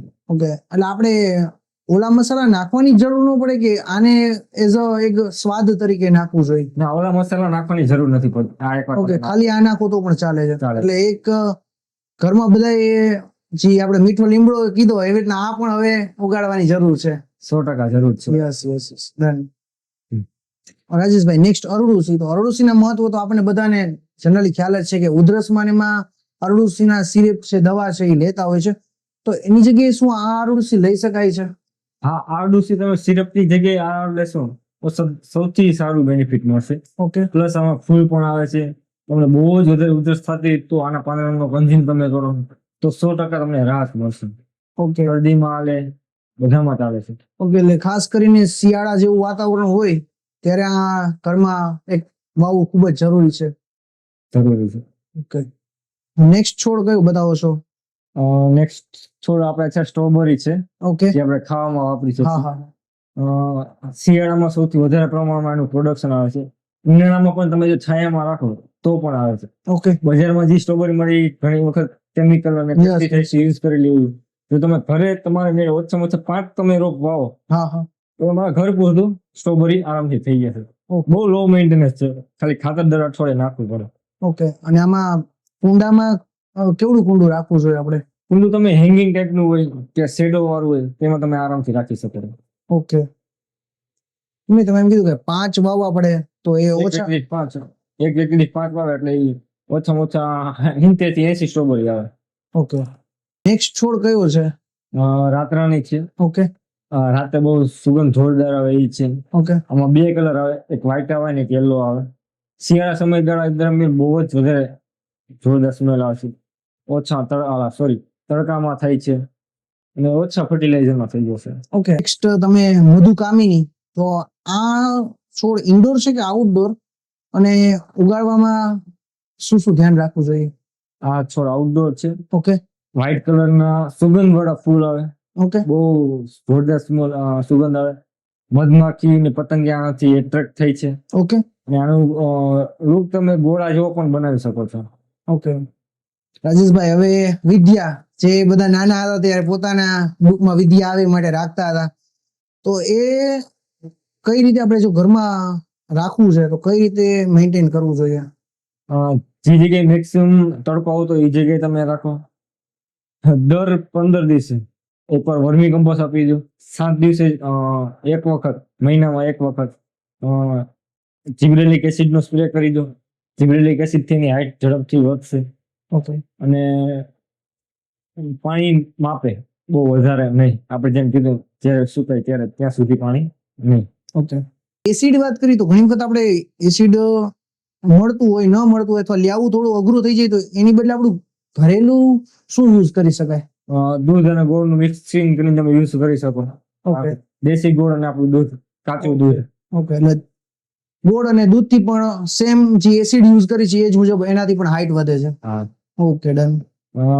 વિધિ એમાં 2 વેરાયટી આવે. એક ગોલ્ડન, આ તો જો સાઈડની જે આર્ક રહી ગોલ્ડન ટાઈપનું આવે. ઓકે. એક આપણી દેશી આવે જે ગ્રીન ને ગ્રીન રહી. ઓકે. એ રીતના 2 વેરાયટી આવે છે.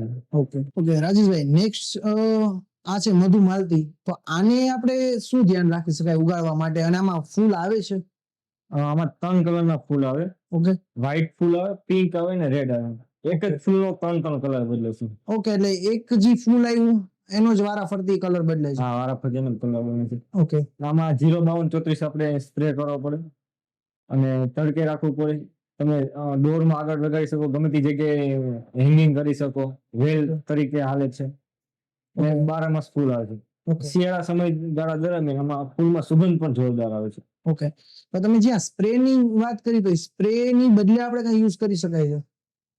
સ્પ્રે ની જગ્યાએ જે આપણા ચાય પત્તી આપણે જે કહી તે પણ યુઝ કરી શકીએ. ઓકે.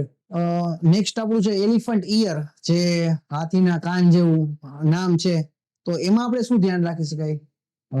આના પત્તા ઓરિજિનલ હાથીના કાન જેવા થાય છે. ઓકે. જેવડું મોટું પોટ હોય એવડા મોટા પાન થાય છે. હાથીના કાન જેવડા હાથીના કાન જેવડા રહ્યા એવડા જ આના પત્તાની સાઈઝ થઈ છે. ઓકે. ઇન્ડોર આઉટડોર 2 જગ્યાએ ચાલે છે. સાઈડમાંથી નવા પપ્સ આવ્યા રાખે, નવા રોપા આવ્યા છે, એવી રીતે બની ગઈ છે. ઓકે. બહુ જ લો મેન્ટેનન્સ છે. ઓકે. વગર ફર્ટિલાઇઝર પણ થઈ જશે. ઓકે. નેક્સ્ટ છોડ કયો છે? પારિજાત છે. રાતે ફૂલ આવે, દિવસે ખરી જાય છે. કૃષ્ણ ભગવાનને પ્રિય ફૂલ છે. ઓકે. અને રાતે બહુ જ જોરદાર સુગંધ આવે છે. અને પાંદડાનો ઉપયોગ ઉધરસમાં થાય છે, અમુક હાડકાના દુખાવા એમાં પણ થાય છે. ઓકે. તડકામાં થાય છે. ઓકે. એટલે રાતે આપણે ફૂલ આવે છે ને સવારે ખરી જાય છે? હા, સવારે ખરી જાય છે. Okay, done. હવે નેક્સ્ટ કયો છોડ બતાવો છો? નેક્સ્ટ આ મિનિએચર એક્ઝોરા છે. આમાં 2 વેરાયટી આવે. એક ડફી વેરાયટી આવે, એક મિનિએચર આવે. ડફી વેરાયટી મોટા થાય, આ મિનિએચર વેરાયટી નાના રહે છે. ઓકે. 12 માસ ફ્લાવર આવે છે. આ કેસરી કલર છે, પીળો કલર, વ્હાઈટ અને પિંક, આટલા કલર આવે છે. ઓકે. ફાર્મ હાઉસ, બગીચામાં, પાર્ટી પ્લોટમાં બધી જગ્યાએ આરામથી આવે છે. ઘરમાં પણ 12 માસ ફૂલ માટે સારું પ્લાન્ટ છે. નેક્સ્ટ આપણું જે સ્પાઈડર જેવું દેખાય છે, તો આને મેન્ટેન કરવામાં શું ધ્યાન રાખવું જોઈએ? ઇન્ડોર છે કે આઉટડોર? બધા મોટા ભાગે આને ઇન્ડોર કહેતા હોય છે, પણ આઉટડોર માં સૌથી સારું થાય છે. ઓકે. સ્પાઈડર તો પાણીનો કહેવામાં આવે છે અને પાણી બહુ ઓછું જોઈએ છે. સાઈડ સાઈડમાંથી નવા રોપ્સ આવ્યા રાખે છે અને બહુ જ લુકમાં સારું એટ્રેક્ટિવ લાગે છે. ઓકે. અને આની હાઈટ કઈ રીતના વધતી જાય છે કે આમ ફેલાતું હોય છે? હાઈટ મેક્સિમમ 2 ફૂટ થી વધારે થતું નથી. ઓકે સાઈડ માંથી ને વધારે ફેલાય રાખે. જો તમારે કુંડો આપવું હોય તો સાઈડ માંથી આખું રૂ ફેલાઈ જાય. ઓકે તો નેક્સ્ટ છોડ કયો છે આપણે? નેક્સ્ટ આ એક્લિફિયા છે. ઓકે પાંદડાના કલર બહુ જ મસ્ત આવે છે. યસ આખી આખી ડિઝાઇન બનાવવામાં આવે છે. આમાં 5 થી 6 કલર અલગ અલગ આવે છે. ઓકે અને આમાં મિલીબગ ની ઇફેક્ટ ઘણીવાર આવી શકે છે. ઓકે અને પાન પણ આપણે જોઈ શકીએ છીએ બહુ મોટું છે. હા. ઓકે આખું આમ બેન્ડ છે પણ બહુ મોટું પાન છે. અને આમાં અલગ અલગ જાતમાં અમુક પાંદડા સીધા આવે, અમુક કર્લ આવે, અલગ અલગ વેરાયટી આવે આમાં. ઓકે તો નેક્સ્ટ ચમેલી છે. તો ચમેલી નો આપણે જો ઘરમાં ઉગાડવું હોય તો કઈ રીતના એને મેન્ટેન કરવું જોઈએ ને કઈ રીતના ધ્યાન રાખવું જોઈએ? આઉટડોર માં થાય છે. દર 15 દિવસે ખાતર જોઈએ. ફ્લાવરિંગ આવે છે. એકવાર ફ્લાવરિંગ આવી જાય એટલે હાર્ડ પ્રુનિંગ કરી નાખો. કે વધારે અહીંથી કટ કરી નાખવું, અહીંથી અને અહીંથી. આને હાર્ડ પ્રુનિંગ છે. ઓકે અને પછી ફર્ટિલાઇઝર આપી દઉં. એટલે વધારે બુશી થશે ને વધારે ફ્લાવરિંગ આવશે. એટલે તમે ફોર એક્ઝામ્પલ અહીંથી કટ કરવાની જરૂર એટલે એ તો વન ટાઈપ મૂળમાંથી કટ કરી એના જેવું જ કહેવાય ને? ના, આને હાર્ડ પ્રુનિંગ કહેવામાં આવે. ઓકે જે આપણે હાવ કટ નીચેથી આ ભાગથી કરી નાખીએ તો એ હાવ મૂળ પાસેથી ચૂકો. અહીંથી તમે એને કટ કરો તો એને હાર્ડ પ્રુનિંગ કહેવામાં આવે. ઓકે કારણ કે જેટલું હાર્ડ પ્રુનિંગ 2 રીતે થાય. એક હાર્ડ પ્રુનિંગ આવે, એક સોફ્ટ પ્રુનિંગ આવે. હાર્ડ પ્રુનિંગ આવે સાવ નીચેથી, સોફ્ટ પ્રુનિંગ સાઈડમાંથી આવે. ઓકે એ રીતે. તમે જાસ્મીન બતાવો છો તો જાસ્મીન જ્યારે આપણે ઉગાડી છે તો એમાં શું ધ્યાન રાખવું જોઈએ? તડકામાં આપણે વાવવું પડે. 8 થી 10 ઇંચનું પોટ આપવું પડે. અને જેટલી જગ્યાએ મેક્સિમમ સનલાઇટ આવતી એ ભાગમાં આપણે વાવવાનું. ઓકે એટલે સૂર્યપ્રકાશ વધારે હોય ત્યાં જ રાખવું જોઈએ. ત્યાં જ રાખવાનું. Okay done. તો વધારે ફ્લાવરિંગ આવશે ને વધારે. રાજેશભાઈ નેક્સ્ટ છોડ કયો છે? ગુજરાતીમાં ચિત્રક કહેવામાં આવે. ઓકે આના જે ફૂલ છે એ ખાવામાં પણ ઉપયોગ કરે છે. ઓકે મેડિકલ ઉપયોગ પણ સારો છે. રેસ્પિરેટરી જેને ઇસ્યુ હોય એનાથી થાય છે, શ્વાસમાં તકલીફ પડતી એના માટે પણ આવે છે. અને બહુ હાર્ડી પ્લાન્ટ છે. આરામથી ઇઝીલી કટિંગ થી પણ થઈ જાય છે. ઓકે અને રોપ આરામથી મળતો પણ નથી. ઓકે ઉનાળામાં અને શિયાળામાં સૌથી સારા પ્રમાણમાં એનો ગ્રોથ પકડે છે. જ્યારે ચોમાસામાં થોડો ઓછો ગ્રોથ પકડે. યસ ઓકે આ કયા પ્રકારનો છોડ છે? આ સક્યુલન્ટની એક પ્રકારની વેરાયટી કહેવામાં આવે. ઓકે ઘણા લક્ષ્મી કમળ, વિષ્ણુ કમળ કહેતા એ રીતના. ઓકે બહુ જ ઓછા પ્રમાણમાં પાણી જોઈએ આને. પાણી પાવા માટેની સ્પેશિયલ આની ટેકનિક છે. કે આ જે જગ્યાએ એના પાંદડા ન હોય, આ સાઈડની જગ્યા ખાલી રહી ત્યાં તમારે એને પાણી પાવું જોઈએ. ત્યાં બીજો એક ગમેથી વાટકો લઈ લેવાનો, વાટકાની અંદર પાણી ભરી નાખવાનું, પછી આ પોટ આખા એમાં ડીપ કરી નાખવાનું. ઓકે 5 થી 10 મિનિટ સુધી પાણીમાં રાખવાનું અહીંયા સુધી. પછી પાછું બહાર લઈ લેવાનું. ઓકે 8 થી 10 દિવસ પછી જ પાણી પાવ. રેગ્યુલર પાણી ન પાવ. પાણી છે ને આ વચ્ચેના ભાગમાં ન અડે એનું ખાસ ધ્યાન રાખવું. કે વચ્ચેના ભાગમાં પાણી અડી ગયું તો અહીંયાથી ખરાબ થવાની શરૂઆત થઈ ગઈ, ફંગસ લાગી જાય છે. ઓકે આનું ખાસ મહત્વ શું છે? આપણે ઇન્ડોરમાં બધા રાખે છે અને કમર જેવો લુક બહુ જોરદાર. યસ જે આપણે બ્રહ્મ ભગવાન એ કમર માથે બેઠા આના જેવો લુક આપે છે. યસ એના લીધે વાસ્તુશાસ્ત્રમાં પણ આનું મહત્વ ઘણું છે. ઓકે રાજેશભાઈ આ નેક્સ્ટ છોડ કયો છે? પેપરોમિયા છે. પેપરોમિયા 3 વેરાયટી આવે. આ ગ્રીન આવે, એક વેરીગેટેડ આવે અને એક વ્હાઇટ કલર આવે. ઓકે ત્રણેય હાર્મફુલ કેમિકલી પોતે એબ્ઝોર્બ કરે છે.